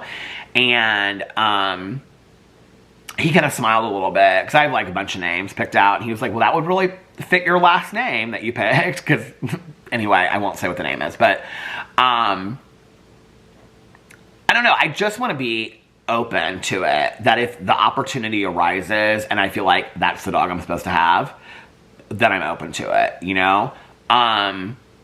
I really, to be honest with you, it's interesting, and I think maybe this is because I think probably, in all honesty, like in 6 or 7 years, we'll have a couple dogs. And I don't know, and maybe one of them might be a senior dog. I don't know, a senior rescue dog, you know? I'm not there yet. After going through everything, listen, I respect the shit out of people that have senior rescue dogs. After everything we just went through with Boo Radley, I am not ready to turn around and, like, have another dog that's going to have, like, all of that. I can't, emotionally, I don't think I could go through it. I think eventually I could get to the point where I could do that, though. But, you know, like, when I was talking to Melissa back in the day about, you know, like, rescuing and stuff like that, I thought I would be very specific about what kind of dog I wanted to rescue, and I would want this, and I would want that, and whatever. I'm totally open to it now. It's just, like, I'm not, like, really specific about it, you know? I just know I want something smaller. I don't really even care what that is, you know what I mean? Rescue dogs need new homes, you know? And, I saw this thing online. There's, like, this new thing that I'm following on Instagram. It's this woman. I can't remember what her account is called. I posted on my Instagram. It's probably still up there if you're watching this right now, but she rescued, it was a long-haired Chihuahua she rescued, and that was not the dog that I was looking at. She rescued it because it came in at the same time that she was at, like, this shelter rescue, and, like, somebody had left on the side of the road, and it was, like, dying, and so she brought it home because she was like, I don't want this dog to die, like, not being around, surrounded by people. Like, I wanted to have a couple last days and know that it was, like, loved by somebody. And so she brought this dog home. And now it's been like a month, and the dog's doing great. And she's like, I had no idea this dog had this much life in her left. And she's been, like, running around, and she had her in, like, a little, like, sweater and a mini skirt the other day that somebody sent her. And she was like, the dog is so happy, you know? I don't know. I just, like, I want to give, you know, a dog a good life. So I just want to be open to, the battery is flashing, or the camera's flashing, so I gotta change the battery. Let me change the battery, and I will be back in 2 and 2. Okay, I'm back. Anyway, just to close that all up. Yeah, I just want to be ready to, I feel like I'm almost at the point where I feel like I can just go, yeah, like, I'm open to the idea. And whether that happens when we get back from Miami, or whether that happens in July or September, I kind of was Okay, ideally, this is what I would love. I would love for us to go to Miami, go to San Diego. I mean, don't get me wrong, I would love to have a dog all through the summer, but I would love for us to go to San Diego, do a trip for our birthdays, do Las Vegas, and then after Las Vegas, be like, okay, I'm finding a dog. That's what I would really like. If something comes up sooner, I will do it and just figure it out. But that way it gives us like the whole summer if we want to take another trip in there somewhere, you know, just for a long weekend or whatever we can. Yeah, I don't really know, but that would kind of be my plan. And then it would give me, because I mean, it stays pretty warm in Indiana. By the way, I just want to tell you a little update on Farrah and Fernalicious in the bathroom. I have hardly been watering them at all. Somebody said to me when I talked about like how they were sitting in these buckets of water because like I didn't empty them out and then it like went all over the floor and stuff. Somebody said, I don't remember who it was. Maybe it was Mare. I don't remember. Somebody said that ferns don't like a lot of water. Which I knew, but like outside in the summer, they love to be watered and then they just do great the next day. I don't think I've watered them in like a week and a half, and they're doing like better than ever. Farrah has like 2 things on her that are like kind of like browning a little bit. Fernalicious is doing fantastic, which I can't believe. It's like, now I'm going to have these 2 ferns out there. Fernalicious, the thing is, like her container is like cracked. So I'm going to have to put her, I don't know how I'm going to keep her upstairs next winter if I do. But, I am going to, it reminded me when I was reading the book about her bringing her mom's holly plant in every fall, and it reminded me of Farrah. Farrah, this is her first year here. But the other plants, I never moved them off the patio. I was like, Alex was like, do you want me to throw them away? I was like, no, just leave them out there. Maybe they'll grow next year. I think that if they do not grow, I'm going to put some other plants in there next year. So I just left them out there this winter. They're on the patio.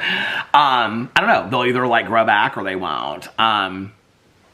So I think they're the ones that come back every year, perennials or something like that. I mean, they're like palm tree stuff too, but like if that dies, I'm gonna put some other stuff in it. The containers are pretty, so I don't really care if the plants die. I mean, they would have died in a trash can anyway, so it's like whatever, you know. But Farrah and Fernalicious are doing great. So I think what I'm gonna do is, I think Fernalicious, I am going to move to like a regular clay pot, and then I'm gonna put her on a table out there.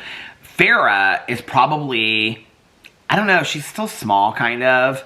She's probably twice as big as she was when I got her, but she's still small. So I don't think, who's texting me?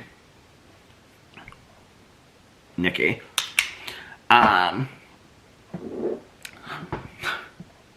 She just ordered her iPad and her pencil. She's very excited. She's a rich person. Do you remember when I got a new iPad, which I've used like every day, like 6 hours, 8 hours a day, every day? It was a rich person vlog because I got an Airbnb and all that kind of stuff. All these people are giving away cars and taking trips and, you know, all this kind of stuff, and for months on end. And I got a rich person vlog because my iPad I left on the plane and never to be found again, the one that I had had forever. And I bought a new iPad and got an Airbnb, and it was rich person vlog. So now Nikki's a rich person because she got an iPad. I talked her into getting the bigger one because I have originally, like, so during the lockdown, I had the lowest memory, and then I had the 10-inch screen. And I saw somebody on a plane that had the bigger one, the 13-inch screen or 13.3-inch screen, and it looked so much bigger. And I was like, it really probably doesn't make a difference. Well, when I went to get my new one, the difference in price, it was significant, but it wasn't like $600. I think it was like $200 or something. I was like, you know what? I'm not going to get another iPad for years, so I'm just going to get it. If you are thinking about it and you have the money to spend, and you really are looking at a new iPad and you use it exclusively, like I use mine exclusively for watching shows and playing puzzles, that's it. There is a huge difference between a 10 and 13 inch. I'm just gonna tell you right now. I mean, it's a huge difference. I never thought that 3 inches would be that big of a difference, but it's like a huge difference. It really is. The bigger screen is just like, I don't know, it's a huge difference from the last one that I had. And I also got, I think I got the medium memory on it because the smallest memory. The reason I got it originally, if you guys remember during the lockdown, was because I did some research on it. It was really cheap, that first one that I got, was because I was just going to watch it from home. So Alex could watch what he wanted to and I could watch what I wanted to. And then we could like, you know, both watch. I mean, our place is so small. So that's why I got that one. It was just a couple $100s. I think it was like $300 or something like that. But you could like, to travel, I could download like one movie and like 4 shows or something, or 3 shows. So even just like for a plane ride, it was like I didn't have enough because it didn't have enough memory on it. And then I had to delete all this stuff. Just anyway, so I was like, I think maybe I wanted the most memory, and they didn't have it, so I got the middle memory. But anyway, Nikki's excited about that. I'm excited for her. So, what was I talking about? I was talking about the dog. Let me get the dog. I don't even remember. Do you guys want to know what my list is of things I'm excited about for this summer? I was sitting there last night and I was watching. So I've got 20 minutes or 20. I had to go to bed. It was so late. I was like, I'm never going to be ready for Caroline. And then she felt bad because she was so late today. I was like, Caroline, don't worry about it. It's whatever. But I was watching that it looks like the R murders, A-R-E, but it's pronounced I think Ura or it's the town that it takes place in. Anyway, and I just was like in such a great mood. I just got done reading these books. And so I was like, I'm like ready for summer a little bit. And so I made a list of this spring and summer I'm excited about. Sitting in the porch and reading, making the back patio pretty, making the front porch pretty, making things nice for the animals outside, thunderstorms, hot nights, night swims, windows open and fans blowing, reading late at night, watching TV late at night, both things I do already. I want to get some water fountains. I have one on the back porch. It's been out there forever, and it was so clogged with leaves a couple years ago that the tubing wasn't working great. So if it still works, I'm going to keep that one, but it's really tall. I want to get some water fountains for the front porch. I have all this stuff that I'm going to buy, too. I'll tell you that in just a second. Summer smelling candles, traveling with Alex, going to the pool, filming lots of videos outside, taking walks and listening to audiobooks, naps after the pool, watching shows with Alex, date nights with Alex. So then I did, for summer, these are the things I'm going to buy. Bird feeders, bird baths, bird feeder hangers. Those are the things like the metal rods that you just put bird feeders on it. Bird feed, squirrel tables, wildflower seed, and pollinator baths. Those are the things I'm getting for this summer. Basically, everything for a garden that if you're not a gardener, because I'm not a gardener. Anyway, okay, so I don't even know what I was talking about now, but I'm just open. I think I was talking still about the dog thing. I'm still just open to the idea. I haven't hardly drank any of this coffee. I will say this candle, I'm a little stuffed up today. I don't know why. It's a faint hint of honey. You know, sometimes it takes, I don't know if anybody else notices this like that burns a lot of candles, but sometimes it's like the second or third burn on a candle that like is really strong. It's like, I won't smell it the first or second time, and then like the third time I'm like, damn, that candle is strong. Okay, so the other books I wanted to show you. So I started this last night. So I finished last night the Raymond Carver book, What We Talk About When We Talk About Love. So the two last stories, the second to the last story is what the book is named after, What We Talk About When We Talk About Love, which is the most bizarre thing in the entire world. It's about these two couples that are sitting there, and they're talking about what really is love. And this one woman, the wife, this cardiologist, is talking about this past relationship she was in, and how her ex had died and like the circumstances, but he really loved her even though he was like abusive to her. And then her husband was like, but that's not love. And then the other couple that's younger, they're like sitting there and they're all sitting around this table drinking gin and tonics, and they keep on passing all these bottles around. They're like getting drunker and drunker, and they keep on talking about how they're going to go eat, but then they never go eat. It's like, I don't know what it is about his stories that I love. Like they just kind of end. They just kind of end. Like that one just was like, and we never got up to go to dinner, and the night just kept on getting lighter until there was no light left in the room, and then the story's over. The last one was so bizarre. It was called One Last Thing Before I Go, or One Last Thing, or something like that. And it was about this woman, and she, like, her husband was like an alcoholic, and he and her daughter, who's like in high school, would just fight all the time. And so about stupid stuff, like, I can't even remember what it was, but like aliens kind of stuff. Like, just, it was stuff that didn't even make any sense. And so, and she would say, well, I'm right. They were talking about stuff like diseases, and she said they all start in your brain, and he was like, that's not true. Well, the wife walks in after like a long day at work, and they're fighting, and she's like paying all the bills and supporting them and all this kind of stuff, and he's like this drunkard. And so she's had it, and she kicks him out. And he's like stuffing everything in his suitcase that he can. Like in his like cosmetic bag, he's putting like the soap dish, like a towel. He's putting all this stuff in there while he's packing. And they're like scared for their lives when he's leaving. He goes, and one last thing. But he couldn't think of one last thing. And that's how the book ends. It was good. It was so good. I love those short stories. So I was like, okay, I'm going to get back to the Jill McCorkle short stories, which I'm not very far in, but I'm going to go back and read this. This is Crash Diet, which I bought, I don't know, 50 years ago, 30 years ago, and never finished it. So I'm back on the Crash Diet with Jill McCorkle. And then the new, is my phone just, oh no, I thought somebody else texted me. And then the new graphic novel that I'm reading, because I finished that other one, which somebody told me that they bought, which I think is really cool. Thank you, I loved it. I mean, it's not the most profound book in the world, but it's such a fun read. Is the Ed Brubaker, Sean Phillips, House of the Unholy, which somebody said, if I really like this, then I should try something else. And I screenshot what they said. But anyway, I'm not that far into it. I'm literally like 3 pages. She's staying in this like hotel in the middle of like nowhere. I will say this, the graphics look very much like Apartment 3D, 3G or whatever that was. I don't love the cartoons in here. It reminds me a lot of like The Walking Dead. The Walking Dead's even better than this. But she's talking about how she like grew up in this like cult and this like satanic cult and what they were doing to her and stuff like that. And she doesn't really remember any of it, and none of it was true anyway. So that's the second book that I started last night. I'm still reading The Deep, and I'm still reading the James Patterson book. Well, I can't remember what that's called. Maximum Ride. And then I think I'm going to start this, which I have 2 copies of this. Don't ask me why. I bought one like my first year on BookTube. Yeah. And somebody recommended it to me. And then years later I was at Half Price Books and I was like, oh, this looks good. And I bought another one. I didn't realize I had both of them. And that is, it's a series of 4 books. They're like science fiction, apocalyptic, end of world by Susan Beth Pfeffer. I know when I say this, somebody's going to be like, oh my God, I read those books. Every time I mention this, people are like, I love those books. It's Life as We Knew It. So it's diaries is what it is.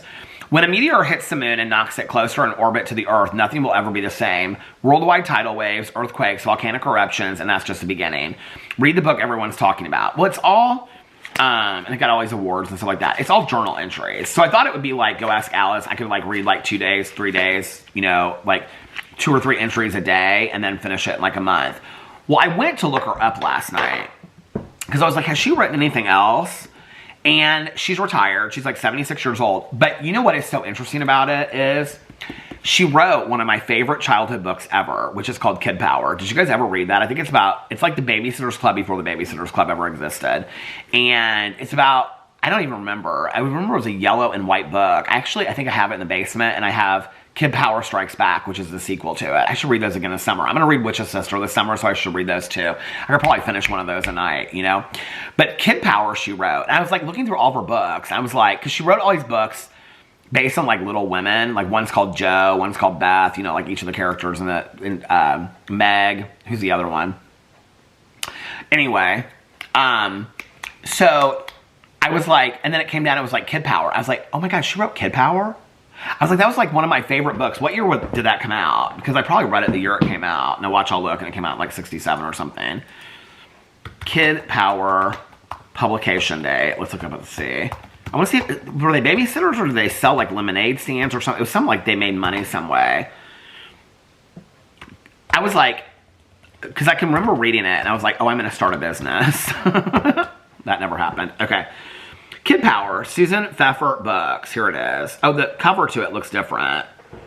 Let's see if there's a yellow cover. Well, you know, actually, let's just look up the images and I'll show you which one it is. Or I won't show it to you, but I'm not seeing it. It's like a girl with like a clipboard on it. Why is it not showing it? Original cover. feel like in Goodreads it showed the original cover. I'm not seeing it. It looks like the ones that do you guys remember when you used to get the Scholastic? Why is it not showing the original cover? This is so weird. Do you remember, I just remember this is just weird memory that I just had. Miss Peregrine's School for Peculiar Children. I did not like that book. Those Scholastic book fairs. Do you guys remember when you would order the books? I used to love that so much. What was I talking about, though? I just had a memory about something. No, I don't remember what it was. Oh, this Raggedy Ann and Andy book that I think my grandma got for us. She took us to the movies. And Caroline and I later, like, figured out, like, when we found out that she went to prison, we were like, did Grandma, like, because Caroline, I think she had one, too. And we're like, did she take us to... Why, here it is, Goodreads. I think it has the original cover on Goodreads. No, it doesn't. I thought it did. Anyway, I was like, Caroline, did Grandma take us to go see Raggedy Ann and Andy, the cartoon, with Babette, the doll, and everything like that? And then she went to prison after that. And Caroline's like, I don't remember, but I remember we didn't. She said something to us, like she was going to be away for a while. I don't know why we remember that. I remember that. And then Caroline, when I told her, remember that. 11-year-old Janie advertises to do odd jobs in her neighborhood and receives so much business, she hires her friends and becomes manager of the Kid Power agency. See, I knew it was about starting a business. Janie Golden has been counting on a great summer riding a new 10-speed bike with her best friend, Lisa. But when her mom loses her job, her dad says, no new bike. Janie couldn't be more disappointed until she gets a brilliant idea. I'll earn the money myself, she says. And that's how Kid Power begins. No job is too big or too small, Janie decides, and she puts up a sign in the supermarket. The calls come in fast and furious for jobs as a dog walker. I think each one of these was like a funny story that happens along with it. Dog walker, babysitter, cat feeder, gardener, so many that Janie can hardly handle them all. Kid Power is a huge success, and Janie counts her money every night until she realizes that she's been so busy making money, Lisa may never be friends with her again. I don't know how I remember that. When they make up at the end and they go to the pool or something. I don't know how I just remember that. What year did it come out, does it say? 1977. Well, I guess I would have read it a couple years after that, because I wasn't 5 when I read this book. I don't think I was. Does it get any, like, really bad reviews? It's so funny to me when people, like, get so serious about the reviews on here. Oh, wait. Oh, it did. It got 3 one-star reviews. Let's see what they said. Oh, it's not showing them. Nobody wrote a 3-star. Oh, here's 2-star reviews. This is a fine middle grade book for teaching kids how to be young entrepreneurs. It was solidly written and had some plot elements I hadn't seen before in the genre. I prefer a little more humor in books from this genre nowadays. However, I think I would have enjoyed reading this when I was 10 or 12. Well, yeah, that's probably when we should be reading it. Probably not at our age, judging it for critical thinking. Oh, wait, this person did a whole synopsis. Did you ever want to make money to get something you really want? Janie Golden did. And that's how Kid Power began. This book is really good. It's exciting and fun. You learn a lot about making money, and you learn that friends are a lot more fun to have than millions of dollars. Really? I don't know about that. No. Friends are more than $1 million. You're absolutely right. Maybe. What was that book that I just read? I wanted to look up other books that it told me to get. I don't remember what... Steve Thiessen, was that his name? Steve Thiessen. Oh, it pulled up because I was looking him up the other day. Because I can't remember what the book's name is. Here it is. The Night Never Ends. The Night Never Ends. Okay. Let's look it up on Amazon because that'll give you all kinds of recommendations of books I should buy. By the way, that book, if you buy it new, is $18.59. I think it's worth it, but I don't think some people would be. Okay. Rule number 1, products related to this item. Similar items that may deliver to you quickly. I was thinking, no, this is not what I wanted. I wanted people that read these same books. Indianapolis weather. Steve Thiessen, The Night That Never Ends. Night Never Ends. Okay. Let's pull it up on Goodreads and see what it tells us. Why is it not pulling up on Goodreads? Here it is. The Night Never Ends. Night Never Ending, but I don't know who that person is. Night. Goodreads. I know it's on Goodreads because I just put it on there. Here it is. The Night Never Ends by Steve Thiessen on Goodreads. I'm probably horribly pronouncing his name. 3.26 stars. Oh, let's read some of these reviews. I think I gave it 5. Let's see what this person said under 1 stars. Terrible characters. What? 30-year-old running around acting and talking like teenagers. The art was fun. That was the whole idea of it. You missed the whole point. The entire review has been hidden because of spoilers. Show full review. Very violent, and as soon as I finished, I got the suggestion from Hoopla. So they were hoping you would read it. Okay. That shit was so millennial. OMG, that was trash. Okay, let's see the 2 stars. The story follows the worst group of friends I've ever seen in a while getting haunted by cultists from the babysitter. Killer Queen movies, honestly, was a quick short read, which was fun and quirky here and there, but sometimes the story falls flat, and I thought it was so good. Okay, wait. Will they ever stop arguing long enough to escape the killer cult? Only time. That's the whole idea of the book. I think people miss this book. This book never ends. I finished it in a day. I think that's a lot quicker than I usually finish books. Okay. What is this book? When I Arrived at the Castle. Is this a graphic novel? Where Monsters Lie. What is Where I Arrived at the Castle? Let's see this book. Like many before her that have never come back, she made it to the Countess. No, this is not for me. That's a world building kind of deal. I don't do all that. Okay. Look at this. Right underneath this is the Houses of the Unholy, which was my book. Did Alex just... No. The most random people keep on texting me. Can I just tell you what? Monsters, Where Monsters Lie. Let's look at this one and see. Okay. A brand new meta horror story that's Cabin in the Woods meets Tucker and Dale versus Evil. Haven't you always wondered what slasher monsters, the Mask, Home Invasion, Family... Wait. Connor Hayes survived his first slasher in summer camp. A handful of years later, he barely escaped a psychopath who built torture puzzles for his victims. Since then, he's been training and planning for running into these creatures again. He's a respected special agent, and now he knows where the monsters lie, and he's planning for war. That might not be bad. Let's see the reviews. One review. It's probably the chick that reviewed the other thing that didn't like it. Oh, somebody gave it 3 stars and said, I don't know yet, but I'm willing to read the next one. Let's see what other people said. The premise sounded so cool, but the execution fell flat. Holy hell, this comic was so much fun. Horror tropes used in clever ways. This was so good. Gory and funny with lots of plot. This was hilarious, somebody said. I like the funny ones. I might read that one. Where Monsters Lie. Let's see how much it is on Amazon. Where Monsters Lie. Can you buy it? Oh, you can. $16.92. Oh, there's 2 of them. The second one's called Cul-de-sac. Oh, there's 3 of them. There's 4 of them. Oh, no. Oh, the 4th one's not out yet. The 3rd one is $1.99. Oh, I think this is where they release like a chapter at a time. You can get it on your Kindle. Yeah, I think like the Compodiums do that too. What is that? The top secret vampire, a cozy monster romance about a vampire. Book 4 of 5 of Monster. No, I don't need to read Monster Cozy Mysteries. Okay, so last night I read the books, and then what did I do last night after that? I don't remember. We still have Beverly Hills to watch tonight, but other than that, yeah, I don't have anything else. The Bachelor, I don't really care. I don't know if I'm going to watch the season of The Bachelor. Is anybody watching it? Is it good? This is the thing, why I want to watch it. Because then I'll know the people for when Bachelor in Paradise comes around. So maybe I should watch it. I guess I'll watch it. If I watch an episode tonight and an episode tomorrow night, they're only an hour long. And then an episode this weekend, I'll be caught up. So that'll be good. Or I could watch one on Saturday and one on Sunday. I feel like Alex told me he has something he's doing on Saturday. Oh, he does. It's his friend, our friend that we went to dinner with. It's her birthday on Saturday. So he's doing that on Saturday.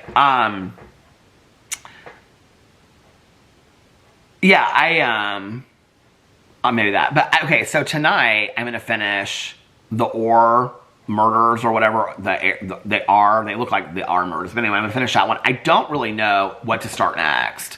I added a bunch of stuff to my list. So let me tell you the books that I bought on Audible, in case you care. The Girl in the Mist, Hidden Pictures, Death in the Air, The Gathering, The Crash by Frida McFadden. Witchcraft for Wayward Girls by Grady Hendrix. These are all the new ones I bought. We are watching... I think somebody recommended that to me. Oh, Snow Falling on Cedars, because I remember that. I don't know if I ever read that book all the way through. Maybe I started it. I don't know, but I loved that movie way back in the day, but I don't remember it. Earth Abides, because I think somebody said that the book was actually better than the show. Murder in the Dressing Room, which is about the drag stars. James, Percival Everett. That's like on all the bestseller list right now. Serial Killer's Guide to Marriage, After Death.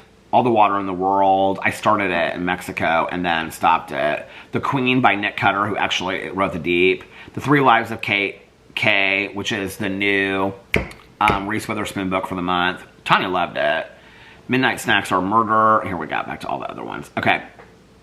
So tonight I'm just going to read and watch shows. Alex has an early day tomorrow, so he'll probably be tired when he comes home. If not, we'll probably start Australia Traders Season 2. I keep on calling it Australia UK. Australian Traders Season 2. And then, yeah. And then tomorrow, I'm just going to film a bunch of videos. I literally have nothing tomorrow. You know what I need to look and see is when is my next hair appointment. Because Alex just got his hair cut. And I was like, we usually have ours like on the same day. Or like a couple days apart. And I was like, how is he so much? Okay. No, this week we have couples counseling. My haircut is next Friday. That's weird that I put it on a Friday. I think I noticed that when I wrote it down there. Well, maybe Alex can take me. And then we can get like brunch or something afterwards and film videos. That'll be next week though. Yeah, it feels like February is almost over. I know I always rush through the months, but it feels like February is almost over. And it's only the 12th. Which means we have like 2.5 weeks left of February. But then tomorrow, I'm just going to film videos. I'll probably sleep in a little bit. So I'll stay up tonight and watch something. If anybody has any good mystery thrillers, like absolutely. Caroline was telling me she's watching The Recruit. She really likes it. And she watched both seasons of The Night Agent. And she said that it was fantastic. A couple other people have reached out to me about The Night Agent and said that it was really good as well. So I don't know. I might watch that. I feel like I need to watch the last 2 Harlan Coben shows because I haven't watched them out of my list of 9 because I want to rank them. And then... actually, that show that I was looking up yesterday called The Abyss that had the same guy in it that's in the show that I'm watching right now. He plays Daniel in the show. It's actually a movie. It's not. It's about a town sinking. I might watch that tonight and watch a movie and then watch a show. I don't know. Tomorrow night is like Matlock, Traders, Elsbeth. So we'll just kind of have to see what I start tonight. What do I have on my list to start? There's so many things I want to watch, honestly. I added those shows to the list that I shows to binge. Top of the Lake, Happy Valley, The Abyss. It's not a show, it's a movie. The Night Agent, American Primeval, Lockerbie. I might start Lockerbie. Tanya really liked that. Red Eye, Shining Vale, Landman, All of Us, Squid Game. Oh, Squid Game I really want to start too. The Lisa Frank documentary. You Would Do It Too, Where's Wanda, Disclaimer, Slow Horses, Before. Those are all Apple. Oh, Silo, I finished that. Can add that. Friday Night Lights. Oh, no, that's not the Murder on the Friday Night Lights. The Agency, 6 Feet Under. Anatomy of Lies. The Sinner. Chernobyl, I tried. I don't know that I'll ever go back and watch it again. Longmire, Daryl Dixon. Oh, Daryl Dixon, I haven't watched that season yet. It's completely out. Maybe I'll do that one next.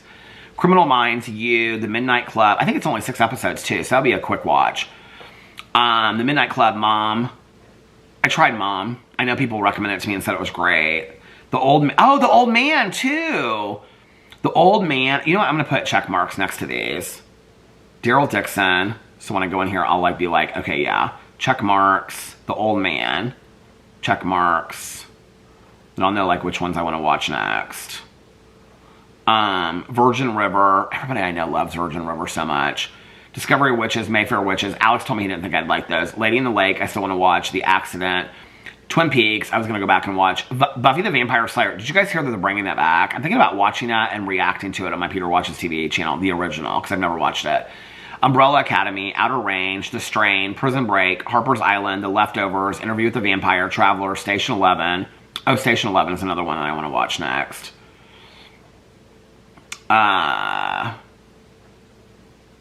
The camera stopped. Am I really at another half an hour? Oh my God, this is gonna be long tonight. Oh, Broadchurch, that's another one everybody's telling me to watch. I might start Broadchurch tonight. Oh my God, I've got all these shows I wanna watch.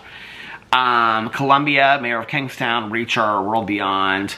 God, I'm trying so hard. I tried so hard to get through that. I think I've got like 4 episodes left or something. It's slow. That's the only spinoff of Walking Dead that I have not finished, besides Daryl Dixon's newest season. The New Look, which is about fashion designers, Man in Fall. Oh, did I watch Man in Fall? No.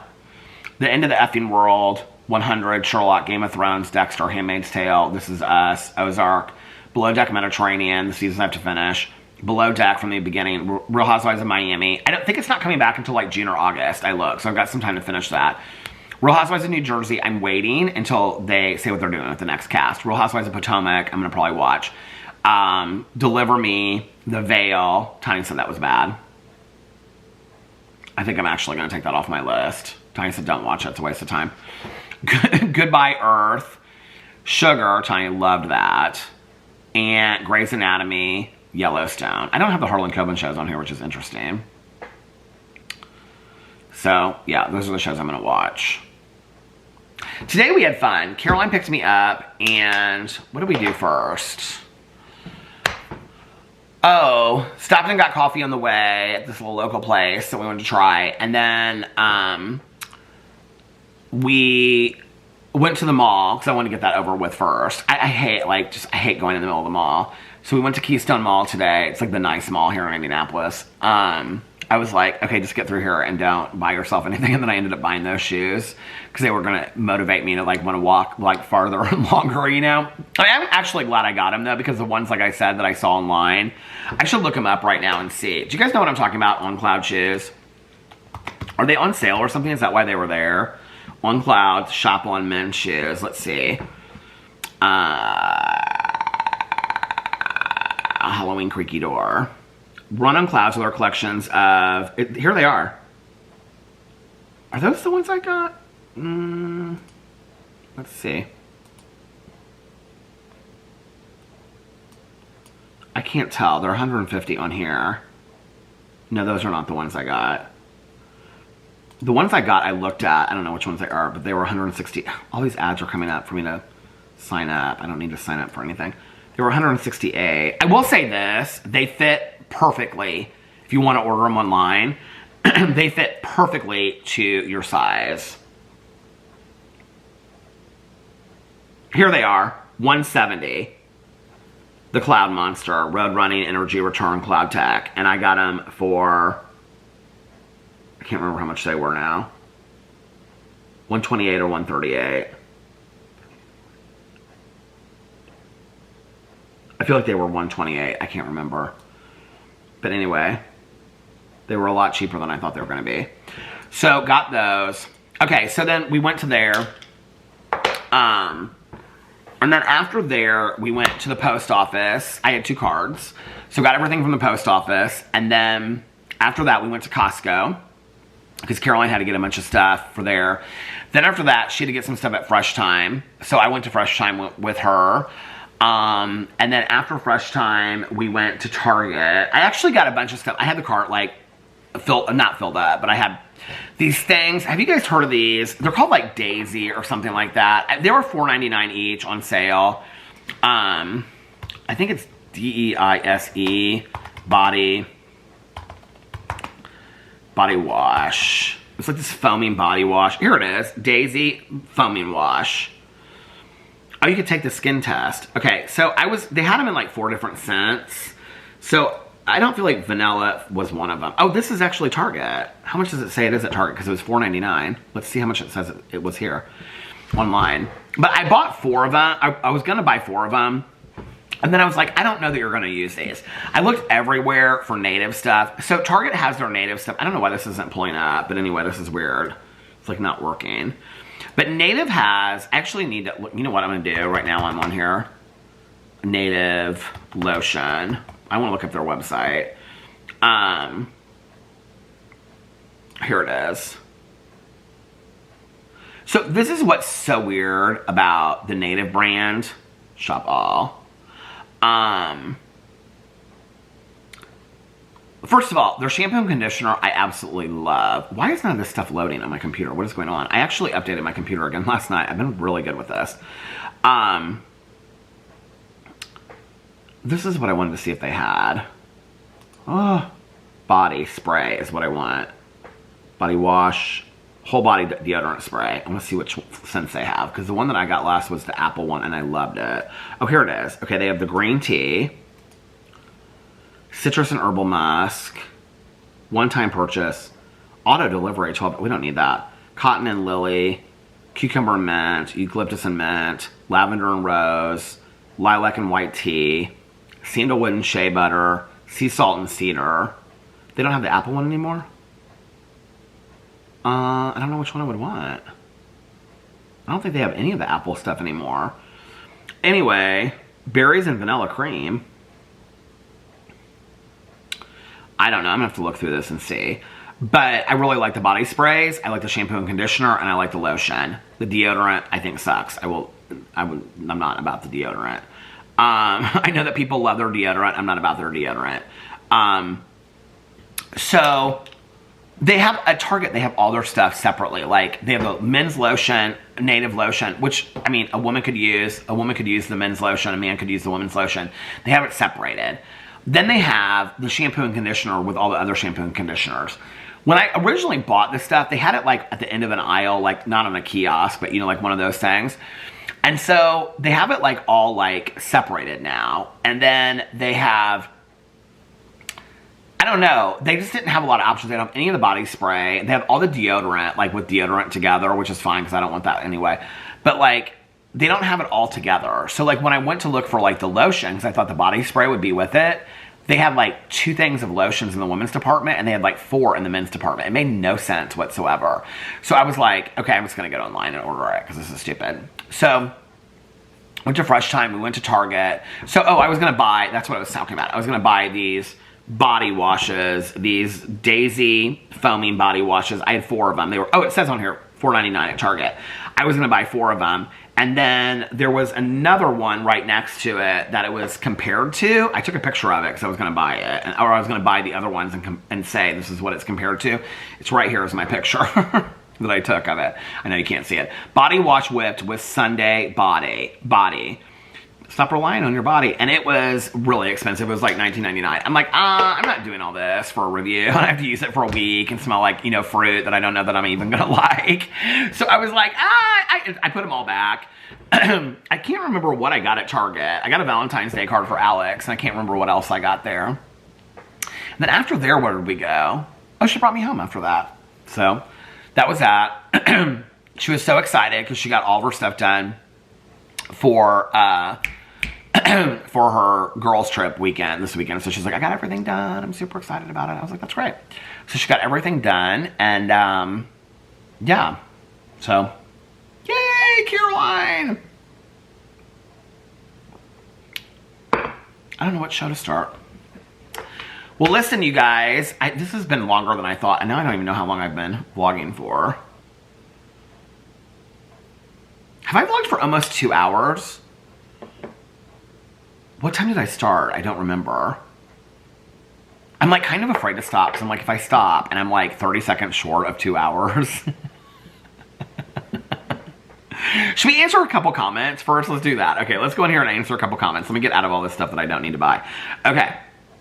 Let's go in here. Here we go again on my own. Was that yesterday? Yeah, that was yesterday.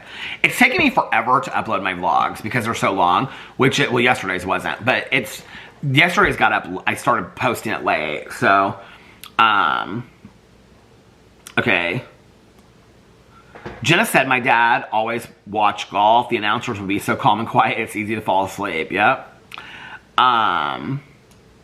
Claire said, okay, I need to watch the other Trader shows. You've sold me. They are so good.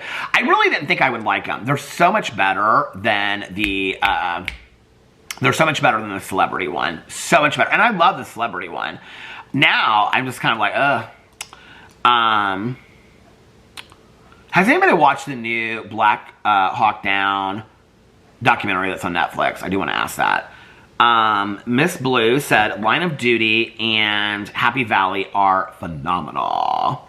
Okay, funny story about your name. So, my grandma's friend, probably her prison friend now in retrospect, when I was born, crocheted me these two, or knitted or whatever, I don't know, these two stuffed animals. One was called Yellow Dog and one was called Mrs. Blue. Mrs. Blue stayed puffy. Yellow Dog, I left outside of our church when I was a little kid. My dad had to go back and look, and it was in a drainage ditch, and it had completely run over so many times that it was completely flat as a pancake. I still have Yellow Dog. I think I have Mrs. Blue too.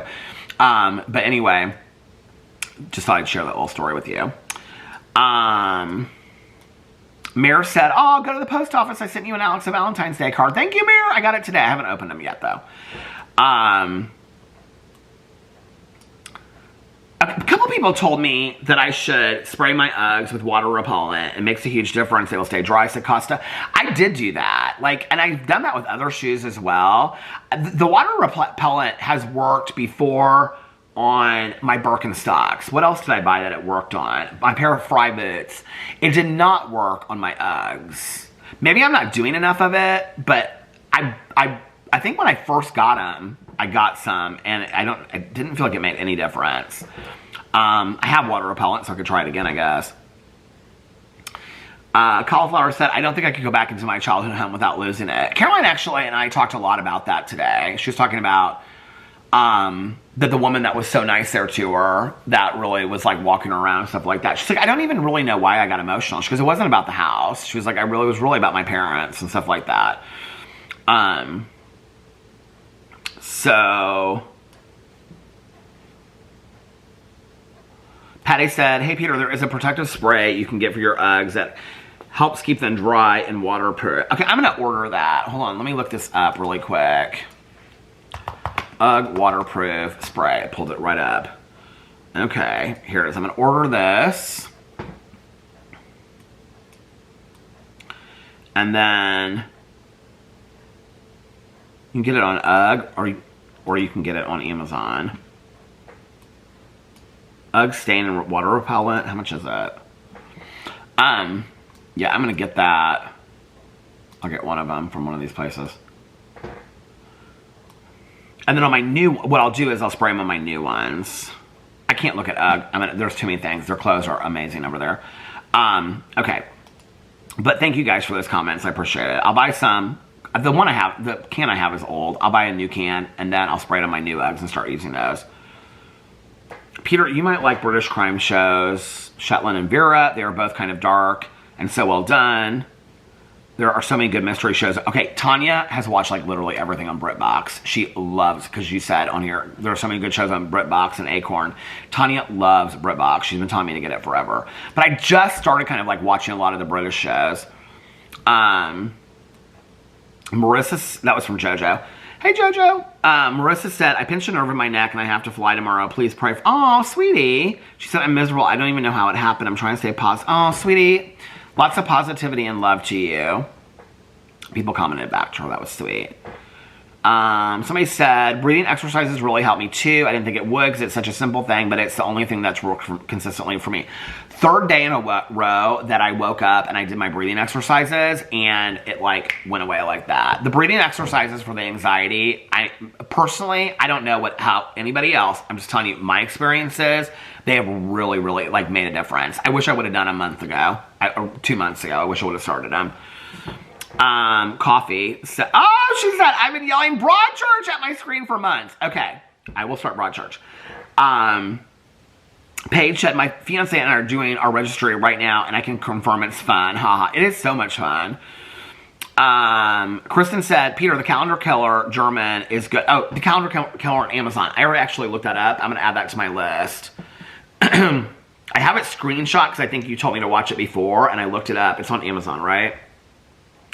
Add it to my list right now. The calendar. Here I go again. Why am I singing that song? Was I just talking about that? I don't know. Killer. Thank you for that. Thank you for that, Kristen. Okay. Diana! We are in a warm, cozy living room. Vlog time. Peter is being professional at the desk. I'm so professional. We have time and temperature. I love her comments. Soon to have candles lit. We are getting storm coverage. Awesome. Love you both. Always take care and stay safe. Have an awesome cousin fun day. Hi, Caroline. Relax this evening. And a bunch of emojis. Hi, Diana. Lana put blue hearts. Hey, Lana. Karis asked me if I have waterproof spray for my Uggs. An old can, but I'll get some new ones. She said, of course it doesn't turn them into rain boots, but it does help. I love that you guys are so honest about it. We're all about the honest reviews over here. Hi, the R murders you are watching on Netflix, question mark, because mine's not dub over. You have to watch and read what they're saying. I'm like, okay, I think there's something that you can do on Netflix. I don't know why. All my shows are all dubbed. Tony told me how to switch it and I did it. I'm like Caroline, where I am doing other things while watching them, so I wanted to watch it, but I literally won't read a whole TV series. Any fellow vloggerinos know about this. You know, my husband almost like, I mean, he obviously, you know, like can understand anything in English and everything like that. But he loves to have the subtitles on, closed caption for everything. He loves that for everything. I don't know. There's a way you can switch it on Netflix, but mine just comes up dubbed. I don't know why. Tanette said, love the coffee cup. Oh, thank you. Do you love this coffee cup, Tanette? This is one of my favorite ones of my mom's. Isn't it so cute? I wonder where I don't remember where she said she got it, but anyway. Okay. Gina, blue hearts. Smile, blue hearts. Somebody said, it's so funny to me that Boston Rob is the new heartthrob of TikTok. Is he? If he is the new heartthrob of TikTok, then, because we have about the same bodies. How old is he? Is he older or younger than me? He must be younger than me by about 10 years, right? Boston Rob age. He's 49. Oh, he's only 3 years younger than me. Is he married? Amber, I don't know who is this person? Oh, she won Survivor too? Imagine that. Oh, I remember her. Okay. I didn't know that. How is he the heartthrob of TikTok? Can somebody please tell me that? I mean, he was very, very good on Traders. Domestic Goddess said yes to the Y'all Meter review. SJ said, we just got a ton of snow and have had negative double digits for several days. Where am I at on time? Okay. So I hope it doesn't get too much worse. LOL, stay safe. Thanks for the vlog. Aw, you stay safe. You stay safe. Rhiannon put blue hearts. Hey, Rhiannon. Jamie said, South Jersey, we have a couple inches already. Still going to snow all night. I wish we would get a little bit of snow here. Lynn said, Peter, I love it when you recommend awesome music. Do you know what I was listening to right before, well, before I started this, I was listening to Edge of 17 by Stevie Nicks.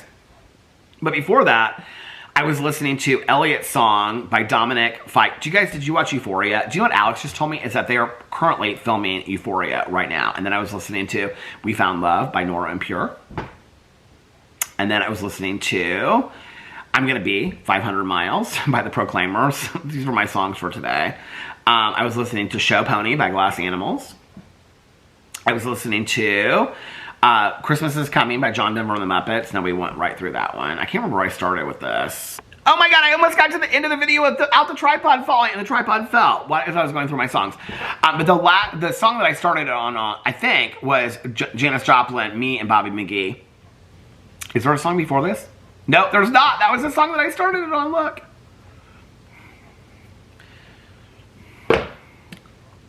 How does the song start? Dun, dun, dun, dun, dun, dun, dun, dun, dun. Me and Bobby McGee. If I could hear this song, lyrics. We need the lyrics. Busted flat in Baton Rouge, waiting for a busted flat in Baton Rouge, waiting for a train. When I feeling near as faded as my jeans, boo boo boo boo. Bobby thumbed a diesel down just before it rained and rode us all the way to New Orleans. Bum bum bum bum bum. I pulled my harpoon out of my dirty red bandana. It's playing soft while Bobby sang the blues. Windshield wipers slapping time, I'm holding Bobby's hand in mine. We sang every song that driver knew. Freedom's just another word for nothing left to lose. Nothing, Nothing bunny, but it ain't free. Nothing don't mean nothing, honey, if it ain't free. Cause feeling good was, what are the lines? And feeling good was easy, Lord, when he sang the blues. You know, feeling good was good enough for me. Hee hee, woo! Good enough for me and my Bobby McGee. All these years and I still don't know the words to that song. Oh well. Okay, that's my recommendation for the day. Oh my God, so thank you, Lynn. Britta said The Bachelor is so good. Are you ready for Bachelor Nation though, Britta? Okay, I'll watch it for Britta. Somebody said, waiting my turn, said, The Abyss made me think of the scary paranormal thriller book, September House. Oh no, I'm excited. Mary left hearts. Emmy said, at least Indiana drivers can deal with the snow and driving. Washington drivers, not so much. Aw. Tanya Marie said, I ordered the book, The Night Never Ends. I cannot wait to read it. I bought about 20 books within the last couple weeks. You are the same. I'm so into reading lately. Oh, thanks for the recommendation, Peter. Gina said, same. I guess it's where I need to link things, right? Indy Moon said, I'm in Fountain County. Hey, Fountain County. What city is in Fountain County? Now I want to know. What cities are in Fountain County? I'm going to know where this is immediately. Indiana. Covington, Hillsboro, Attica, Petersburg. That's got to be way south. Kingman, Hillsboro. Where is Fountain County, Indiana? Let's show it on the map. Oh, you're west. Oh, you're by Terre Haute?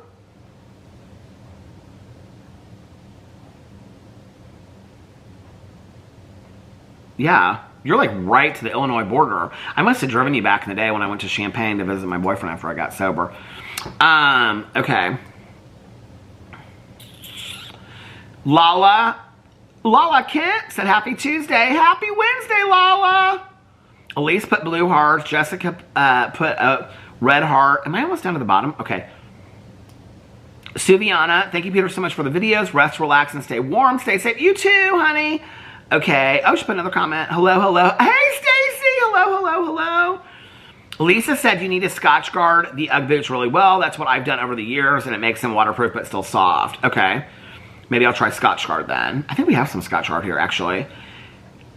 Lisa said, can you please link the fireplace wax warmer somewhere? I can't find it. Okay, literally, I'm going to tell you this right now. When you go into Amazon, fireplace wax warmer, you're like the only person that ever, I think there's, it's like the first thing that pulls up. It's literally the first one. Freestanding fireplace wax warmer, electric melt wax. I'm going to link it in one of my videos that I do. It's literally the first two that pull up. One's 29 and one's 24. Yeah, it's literally the first one, sponsored.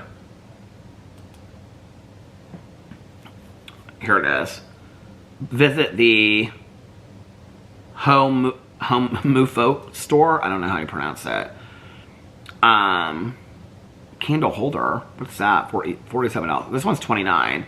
I feel like you can get it though. Where was the one? Oh wait, maybe this is. They have them. I mean, they have a bunch of them on here. Here's another one with 28. That's $28. This one is by.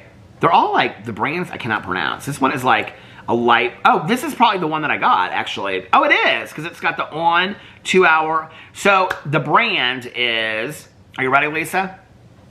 SPG HOME. SPG Home. Okay. Wax melt warmer. Dynamic flame fireplace wax warmer wax melter for scented wax with timer electric candle. Okay, and you can get it $28.99 for the wood one, $25.99 for black, which is what I have, and $28.99 for like a teak wood. I think the other one I bought was like the original wood one. I love it. I have two of them. I haven't opened one yet. So I will link it when I'm going to show my wax melt. Maybe I'll link it when I show when I do my, what do you call it? I was going to do my subscription box from Happy Wax, but I'll do that tomorrow. I'm trying to get through all these comments. But thank you, Lisa. Lisa, I'll share it with you, girl. Okay, Sarah said, hey, Peter, I hope you're having a magically amazing Tuesday. I hope you're having a magically amazing Wednesday, Sarah. Rachel said, I watched Max Velocity through both hurricanes. I was thinking that he hit 500,000 during one of them, and now he's almost at 1 million. And Ryan, he's a Kentucky boy, so of course I watched him too. Hey, Rachel from Kentucky. Do you know the Slaytons? Somebody put yeehaw, folks. Blue hearts. Yeehaw, folks. Tori. Hey, Tori. Blue hearts. Jessica said, happy Peter. Hey, Peter. Happy Peter. I am a happy Peter. Put, hey, Peter, red hearts. And the very first comment was from Matt, who put all blue hearts. So, hey, Matt, how are you? All right. I'm going to get off here now. This candle is really starting to roast up. It's starting to smell really good. This vlog is going to be long. So it is already late. So it's going to take me, I don't know. I hope I can get it up before midnight.